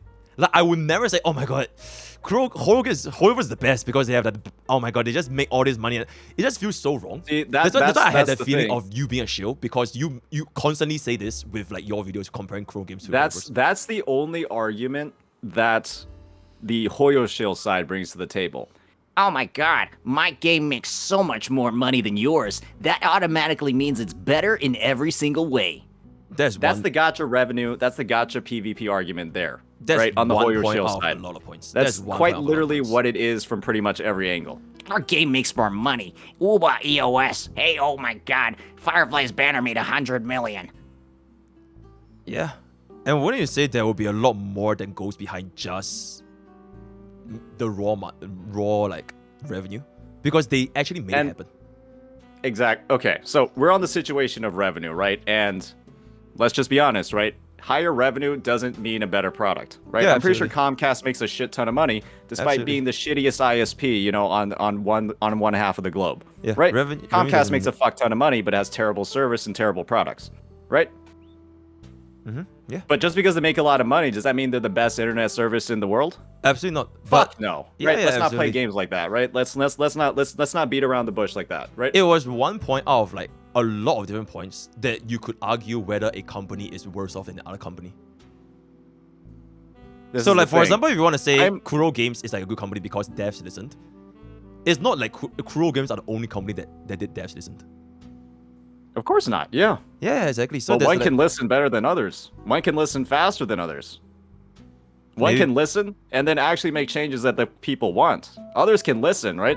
And then come out with whatever the fuck the Genshin artifact selector was. okay, how What do the you fuck feel, was that thing? how do you feel when you say things like my company can listen better? Because they quite literally do. Genshin's example of listening was the fucking artifact selector with Natlan, and it's currently the worst region that ever released in the game. The Google Trends results are a fucking nightmare. I couldn't fathom that would be the result after Dewey crying. It's the lowest it's ever been. Mavuika's drip is like the lowest out of all the fucking Archons. Is it not? No, as in, I'm not saying whether or not it's like did they listen better or worse, but like how do you feel when you say Well, my if company that's listen the better? response to Dewey listening, right, saying he's gonna make the fucking game better, and then Natlan is the worst received region in the history of the game, are they listening? Was that good listening? Sure, they listened, but then they like fucking clearly the response wasn't what the player base wanted.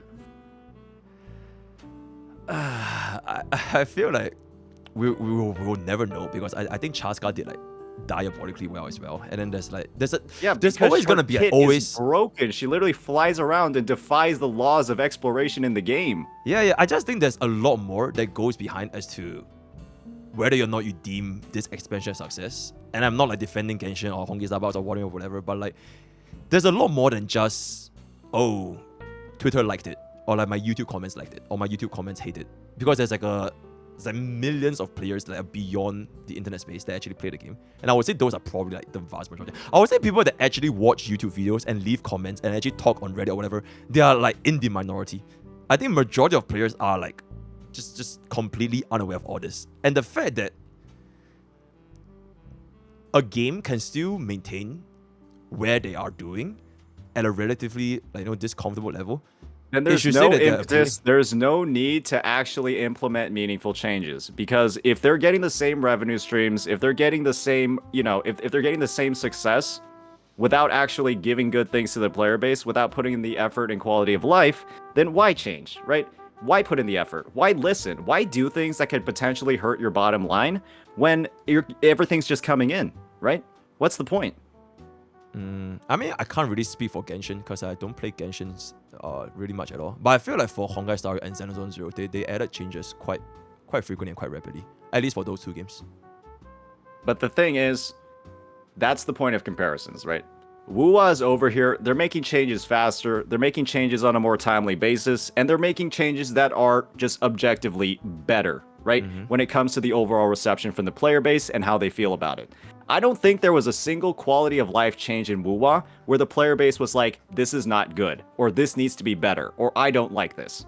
Okay, and I that's genuinely don't believe that there was a single one. all, and that's all completely Versus, fine. you have your quality of life in Hoyoverse games where people are literally talking about how shitty they are.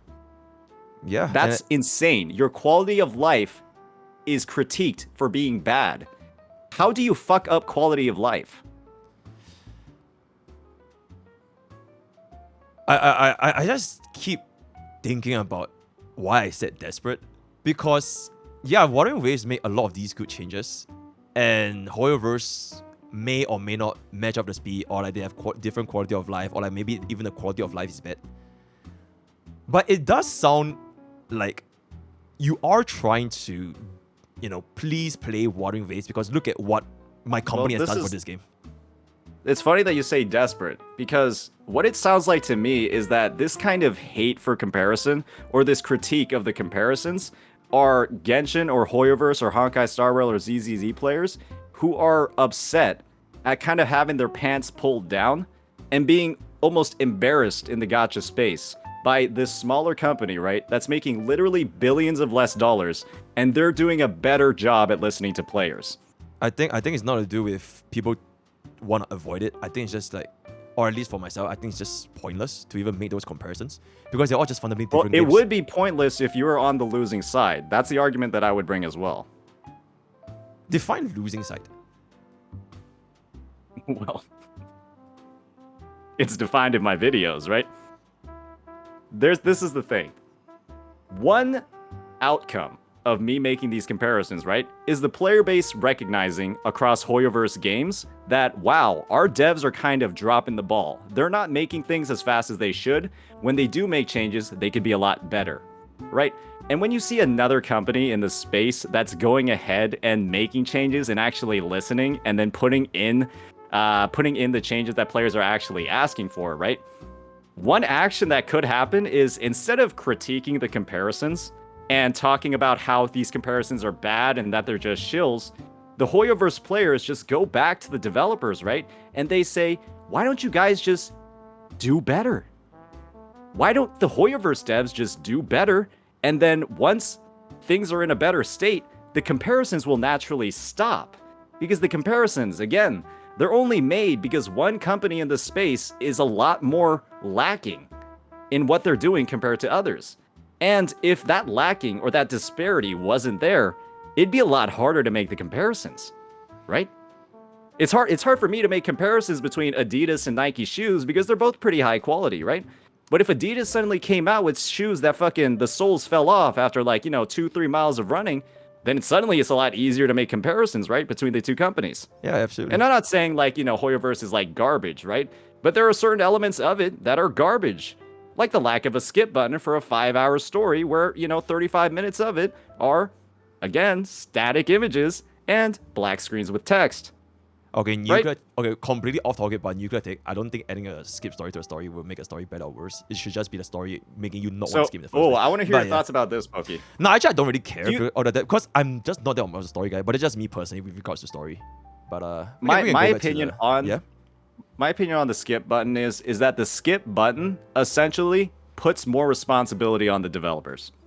Okay. Right? Because if your story is dog shit, players will just skip it. Mm-hmm. And if it's actually good, people will watch it completely. And so there's a lot more pressure on the devs to actually produce a quality product, because then if they don't, people are going to skip it. And for Honkai Star Rail and Genshin Impact, there's no pressure at all to put any fucking effort into the story, because you force everybody to watch it. I mean, if you don't want to watch it, you can just yeah, it does waste your time. For someone that's not interested in the story, they can just spam the mouse button, but it will take a long ass time. Yeah, I agree. Right, so if there was a skip button, suddenly there's a lot more motivation to actually make the story engaging and good. And so this kind of argument against the skip button for me is just cope. You're kind of just promoting or coping with the bad decisions of the devs, because if there was one, then now they have to actually put in the effort to make it engaging. Or if there was one, it could be a way for the developers, you know what, fuck it, we have a skip button, let's just fuck the story and make everyone just be a harem and then just go next. Same, it could be the same counter argument. But we will never know, We'll never know, because a story is just. I think you're reaching like a street basketball game. I mean, we're basically both reaching, Because like apparently, I mean, I don't really know that much about like Honkai Star Story as well, because I'm not that into lore. But apparently, there's like a shit ton of lore that I myself has missed. And the same can be applied for Wandering Waves. Oh my god, just go around collecting wives, like gathering wives. But like all this is like we're just reaching, because we don't know whether that core audience. Oh, that's the appreciate thing. Story. The wuwa 1.3 and 1.4 stories were very well paced, not a lot of absurd, ridiculous dialogue, right? Where you feel like you're trapped in basically like dialogue bondage instead of actually experiencing a fucking story, right? They don't have that in because they know that if they put that sort of bullshit in the story to extend playtime, then people are just gonna fucking skip it. So they don't have any of that garbage in there in the first place. But then you have examples like Penacony, right? The fucking Ara Nara 11-hour Genshin Sumeru quest. That they only are able to pull bullshit like that because there is no fucking skip button. I can't speak about Aranara because I never played that quest. Apparently, it's like so fucking long. But yeah. You guys call it optional, but you need to do it to explore the map in Sumeru. Chat, is that real? I mean, I don't know. The map is locked off until you do it. No, you. All right. Your chat does not play Genshin Impact. If they're saying that it doesn't lock the map, your chat doesn't play the fucking game. I mean, I'm as clueless. Everyone that's as saying you no are, 'cause does I have not no play the idea. fucking game, and they're just typing. Holy shit! I have no idea. Your chat is actually boosted. I have no idea. When It it locks comes to the map. Genshin, I have no idea. Okay. All right. Yeah. Your chat is cooked, man. Okay, yo, chat, stop being cooked. Stop being cooked. Sorry, what were we talking about again? The skip button? So yeah, Yeah. the skip yeah, button. I respect. is- I respect that. Yeah, exactly. If you can say that it pressures the devs to make a better story, because if they don't make a better story, people will just skip. Or it could also mean that the devs could just not give a shit about the story, because then players can just skip everything. So I feel like it can go both ways, but it really just depends. My opinion on it is the Wuthering Waves story has improved significantly, right? Starting from version 1.3 to 1.4. And the fact of the matter is that a lot of people, even though they had the skip button, right? There were quite a few people that just didn't use it because the story was well paced, it was engaging. It didn't leave you again like kind of like in these extended dialogues where you're just kind of like, fuck, when is this shit going to end? Which I know is a sentiment that is oftentimes felt in Hoyoverse games. Probably a subjective source if you say players felt that they didn't need to skip. And that's the thing, right? we won't There are know, going we to be won't know. players, there are going to be content creators, there are going to be people, I mean, I'm seeing Fob over here, that just never give a fuck about the story anyways, right? They would skip everything in every game if they had the opportunity to. And that's the thing, right? wuwa enables those players as well. I'm pretty sure Fob, if he could, he would skip the fuck out of every single goddamn story he could. But he fucking can't, okay? He's just sitting here, like, you know, just spamming left click on, like, you know, Honkai Star Rail. I remember, I was actually watching Fob's stream when he was trying to unlock all of Harmony Trailblazer's Eidolons. And then he looked like he wanted to just end stream, right? When he saw how much he had to do to unlock all 6 of Harmony TB's Eidolons, Yeah, okay? yep. I remember that shit, okay? It was fucking tragic. Yeah.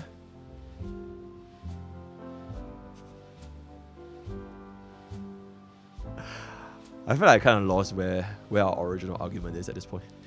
I mean, we're just kind of we were the original conversation was like the Hoyoverse versus Hoyo Shills. You kind of Oh yeah, like went what in with the whole- defines as a shield? What defines as a shield? Right. Why are we making comparisons in the first place? Isn't that just shilling? I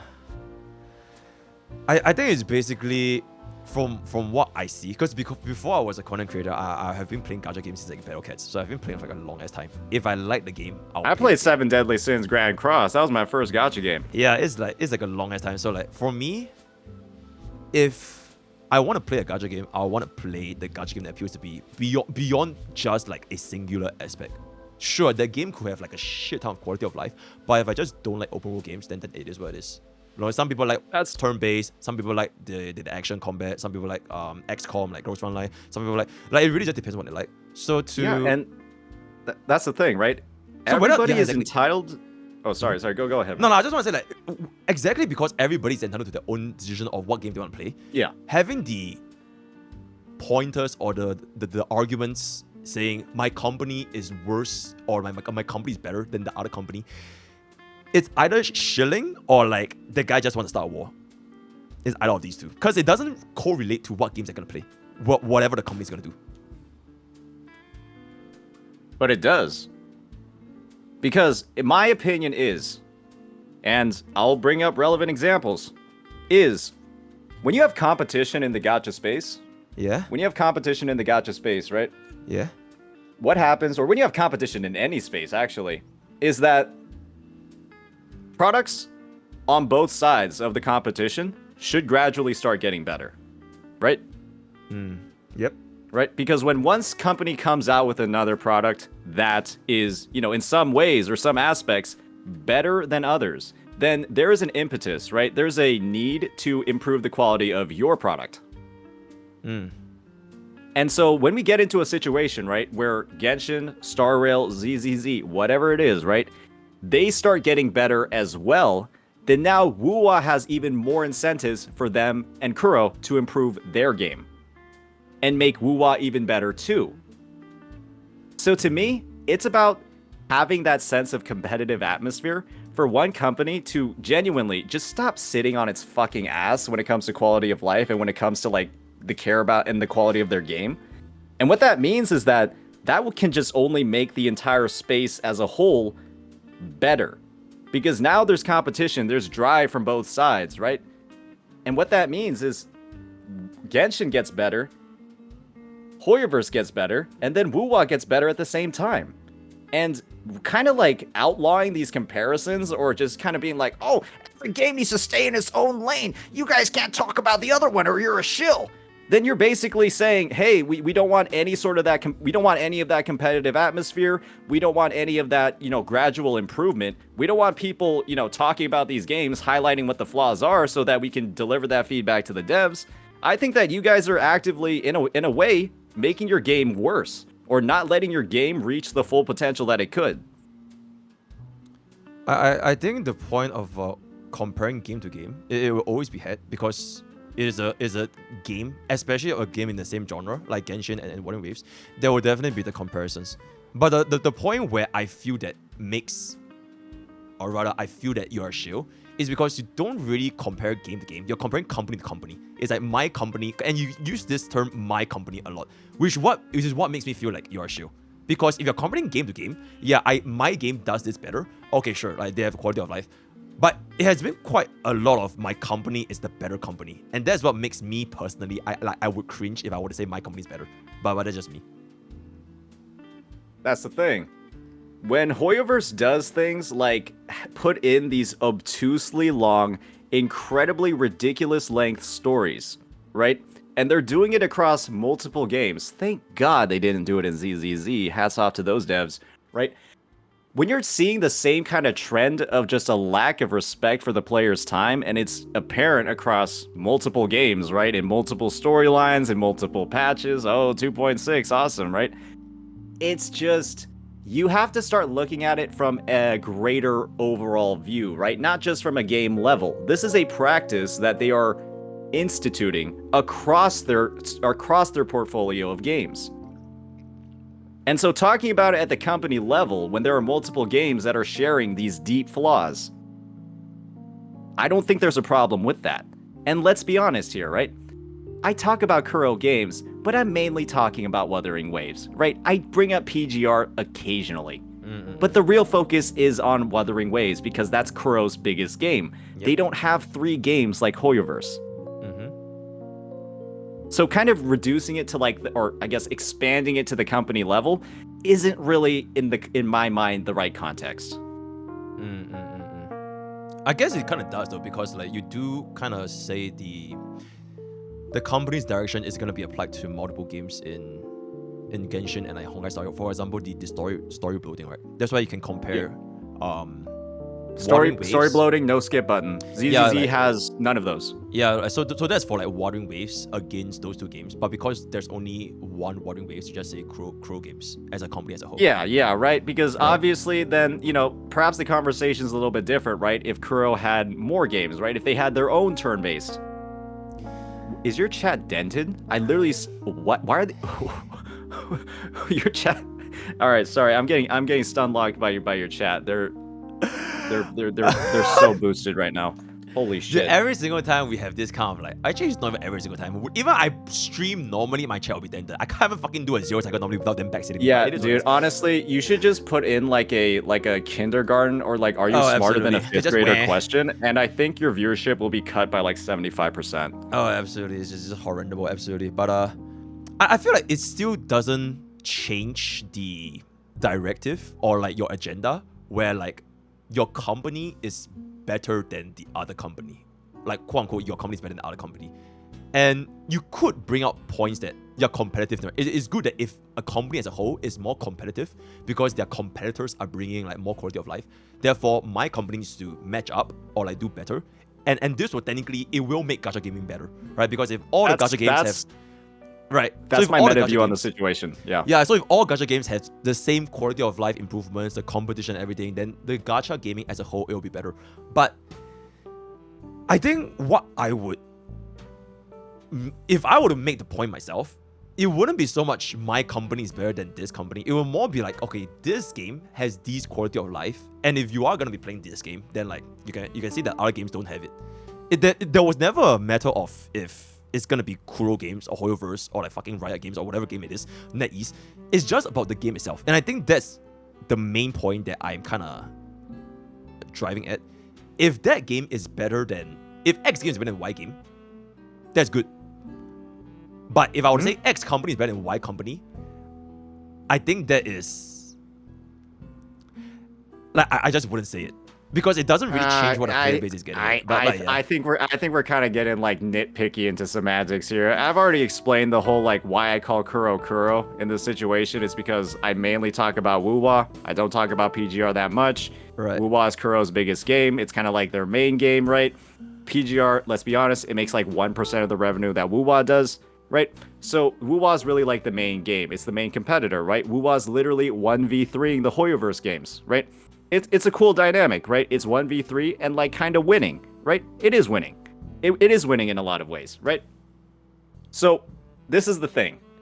When I talk about Hoyoverse, right, as a whole, let's be honest, I don't mention ZZZ that much, right? I don't want to kick them while they're down. I mainly talk about Honkai Star Rail and I mainly talk about Genshin Impact. And the thing is, when there are common threads between the two games, where there are just shitty, disgusting parts that are shared in the design of both games, where there's a clear effort put on extending playtime, boosting analytics, over driving a good player experience, and I see that as a common thread between both games, the idea is that, okay, this company in a lot of ways is kind of abusing its player base, right? I think that Honkai Star Rail 2.6 Quest, that was a little bit abusive to the player base, right? They didn't need to make you guys suffer that much. Thank God I didn't play it. And when you're seeing that in so many different ways, right? When you're seeing that in Genshin with their world quests, or even some of their story quests, right? And then you're seeing it in Honkai Star Rail with their main events. And when you're seeing all of these unskippable dialogues, when you're just really trying to get the fuck on with your Sunday, just get all the event rewards and log the fuck off, and then your playtime is extended by like 3 hours because you're literally sitting there spamming the left mouse button like a human auto clicker, then you're just like, God damn, this really isn't an amazing experience. And my point of view is that, wow, maybe these players should identify or resonate, right, with the company that had plenty of opportunities to do the exact same thing, but instead they did it right. They put in design of the story, progression of events, dialogues that actually respect the player's time, right? And don't make them want to quit the game 5 minutes into the playthrough. When people are able to see a game like that and draw those comparisons, right, then maybe, again, they'll go back to the developers, right? They'll raise some feedback and they'll say, Hoyoverse, we are tired of this garbage. Please do something to fix it. Here's a game that could have done the same exact garbage that you guys did, but didn't do it. And as a result, that gameplay experience was a lot better than what I'm seeing or experiencing right now in Honkai Star Rail or Genshin Impact. I feel like you. And then they take that Okay, feedback and make real changes that benefit the player base and, make a play experience that, is less like dragging your balls over glass and more like actually playing a video game. Okay, okay. I'm so sorry, but like, yeah, I feel like you hump on this story thingy quite a lot. Is that the biggest gripe you would say you have with? That's why I quit Honkai Star Rail. Okay, cause I feel like just saying that, I'm just gonna use Honkai Star Rail as my example because I really don't play Genshin that much. If you were to say Honkai Star Rail's story is too draggy and therefore it's like a worse game, Warring Waves did it better because we have skip button and everything. I feel like it's never gonna work fundamentally because they're two fundamentally different games. It's like even if Honkai Star Rail added a skip button, if Honkai Star Rail is gonna be an open world game, then I'm still not gonna enjoy Honkai Star Rail because it is gonna be a turn-based game that I personally enjoy. So to make this argument about just because the story is bloated and therefore you should come play Warring Waves, I think doesn't really stand because they're just two different games. That's not the only argument I'm making, right? That's just one piece of the pie. We're zooming in a little bit too much over here. I think it's ironic too, because didn't you say you don't like give a flying fuck about the story? Yeah, exactly. So like, so wouldn't the skip button be fine for you? Wouldn't it improve your overall experience because you don't give a shit? No, it's more like because I don't give a shit, it wouldn't change anything because I would still play the game as is. It would literally just make you skip the human auto clicking. I mean, I actually still read the story, so it's like I don't appreciate it as much, but I still read the story and watch the story, and I still have a pretty good time. Even though 2.6 was just like it's crazy, but yeah. So would a skip button be good for 2.6? Yes or no? Yeah, sure, it would be. Okay, but whether or not they have we buried the lead there. Yeah, but whether or not they have a 2.6 for a skip button, it doesn't change the fact that the game itself won't really have any big clash, whether or not I will play Warring Waves or not. You get what I'm saying? Yeah, and again, right? The skip button and the story is not the only argument I'm bringing to the table. It's just one. It's just one example out of the many. And that's the thing, right? The fact that I've been able to make this much content about the comparisons should have you thinking, why is he able to make this much content regarding comparisons? How is it possible in the first place? There has to be something deeply wrong with many parts of the game for me to be able to make these many videos about comparisons. I mean, you could say you're farming. You have to have seeds to farm. You gotta have crops to grow. You can't just farm out of nothing unless you're like a fucking freak like Tectone, right? He's able to conjure crops out of thin air. But hey, I'm just using the seeds that Hoyoverse gives me, man. Because there's a lot of fucked up shit in your guys' games. And it's easy. And that's why it's almost effortless. And that's exactly why I feel like you're a shill. Because it's my company is better than your company. And therefore look at me pointing out how and this I'm is only your able to make those comparisons because the one company is fucking up. If the company wasn't fucking up, I wouldn't be able to make comparisons. Would you feel like you're not a shill then? I'm not. I don't think I am. So what would you think you are if you're not a shill? I think that I'm a person that is, simply making engaging content about the game. And, I see the end result. I see the end goal. I see the sun on the horizon. The gacha space can only get better if Hoyoverse starts making better changes. I think Tectone wants to be added. He wants to be added.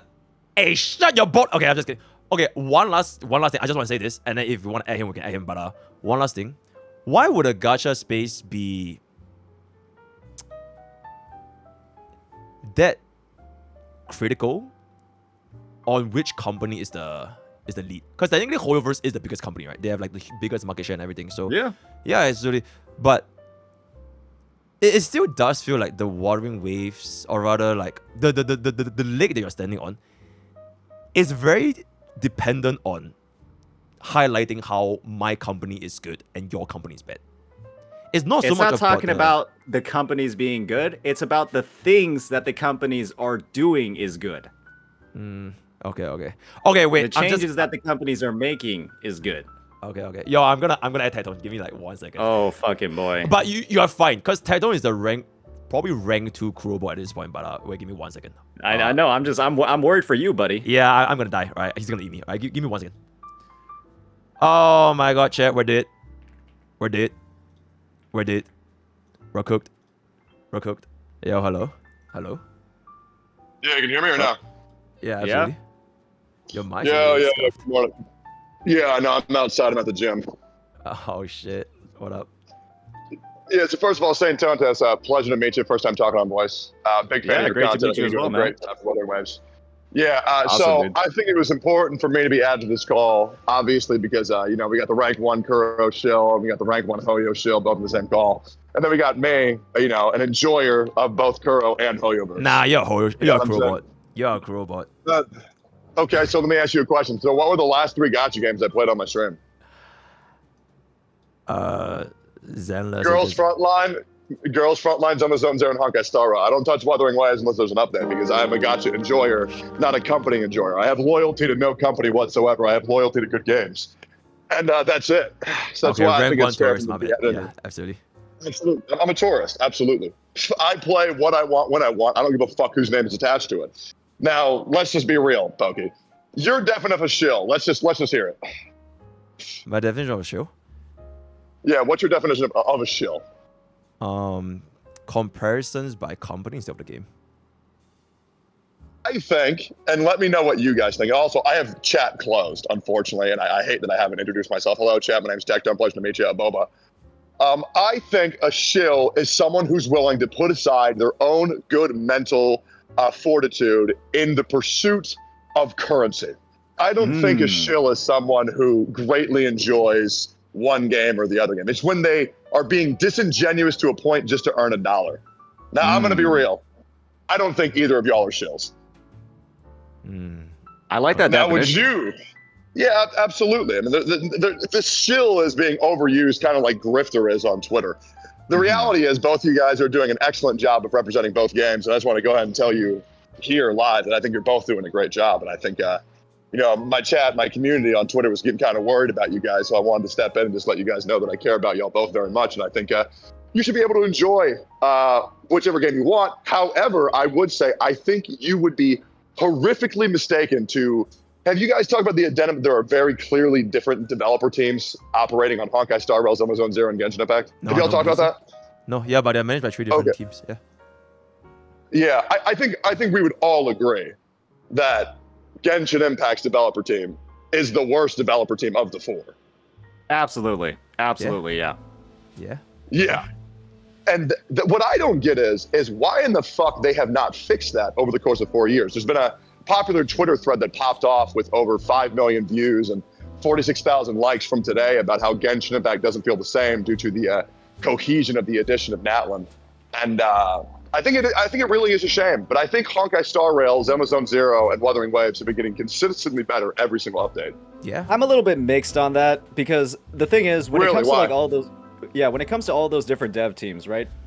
The thing is, when I see like those parallels, especially in the story, especially in like the pacing of the story, the whole thing with Penacony and then the disaster that was 2.6, right? That to me is almost like Genshin Impact imprinting itself, right? Or parts of the Genshin Impact dev team imprinting themselves on the design of Honkai Star Rail. And to me, it's almost like not like a dangerous circumstance, potentially it is dangerous, right? But it is something new that they introduced in 2.0. And it's something that they've carried forward, right, all the way until the end of the 2.0 version. And so, as we get into, like, the whole what made Genshin Impact bad, what made Genshin Impact unpalatable, right, I'm seeing a lot of the same signs of that sort of progress, of all of those kind of, like, shitty things in Penacony. In the future of Honkai Star Rail, who knows what Amphorius is going to be like, right? Is it going to be a, 7-hour story quest each patch instead? That's the whole thing, right? It's something that has been introduced in 2.0, and it's only gotten worse as the version has gone on. Okay, so first of all, holy shit. St. Jonas, you just gave me passion to revitalize the Gacha Cast and do a whole episode about this, because I just realized you are absolutely fucking correct. Yeah, no, I just forgot, because MrPokke was talking about this earlier too. I think he made an HP inflation video. I can definitely understand. And Pokke, I would love to know your perspective. I would definitely be concerned with the current story direction and the HP inflation direction that Honkai Star Rail has. I don't think the game is going to be bad by any means, but I would say, would you think that it is at least cause for concern what's happening with even more dialogue bloat like 2.6 and the HP inflation for the MOC, or are you not worried about that? I think for 2.7 it's great. I just finished 2.7 story. I think it was very well paced, especially compared to 2.6. The HP inflation, frankly speaking, there is, but because the memory of chaos buff is so strong, you think you can still clear it quite consistently because I think like 500k per debuff. So you probably can't zero cycle anymore or like as easily, but I think that you should be good as long as you follow the quote unquote, you know, optimal team comp and stuff, yeah. Okay, holy fuck, dude. I need to get a group together to talk about this. Are you guys free tomorrow to do a podcast? What time is tomorrow? This time? Yeah, like this should time be, tomorrow, yeah. I should be, free this time tomorrow. Okay, dude, I'm actually so excited. Part I'm gonna get a two. couple more content creators. Yeah, we need to part two this. We need to part two this 100%. If you guys keep talking, I appreciate the fucking both of y'all. I love both your communities. I'm gonna get back to gym. Good talk. Let's do Gacha Cast tomorrow. All right, bye. All right, sounds good, Tech. Yo, Peace. Sane, I think at this point I also we can just kind of wrap it up. It's at 2:30 my side, but we get part two tomorrow. You gotta get some rest, man. Yeah, we'll get part two tomorrow. Honestly, it was. I have nothing against it, by the way, but I'm totally cheating. This is very, very nice discussion. But I loved it. I loved it. Yeah, absolutely. I thought it was a great discussion. We heard each other's points. Obviously, we had some contentious moments, but I think we both know where we're coming from on either side of the conversation, right? Yep. Rank 1 Kuro bot versus rank 1 Hoyo Shell, right? Absolutely. He's gonna farm so hard. Yeah. Yeah, dude, thank you so much. I guess I'll see you tomorrow for part 2. Take it easy, Yeah. Sounds good, dude. Peace out. Bye. Oh my god, chat.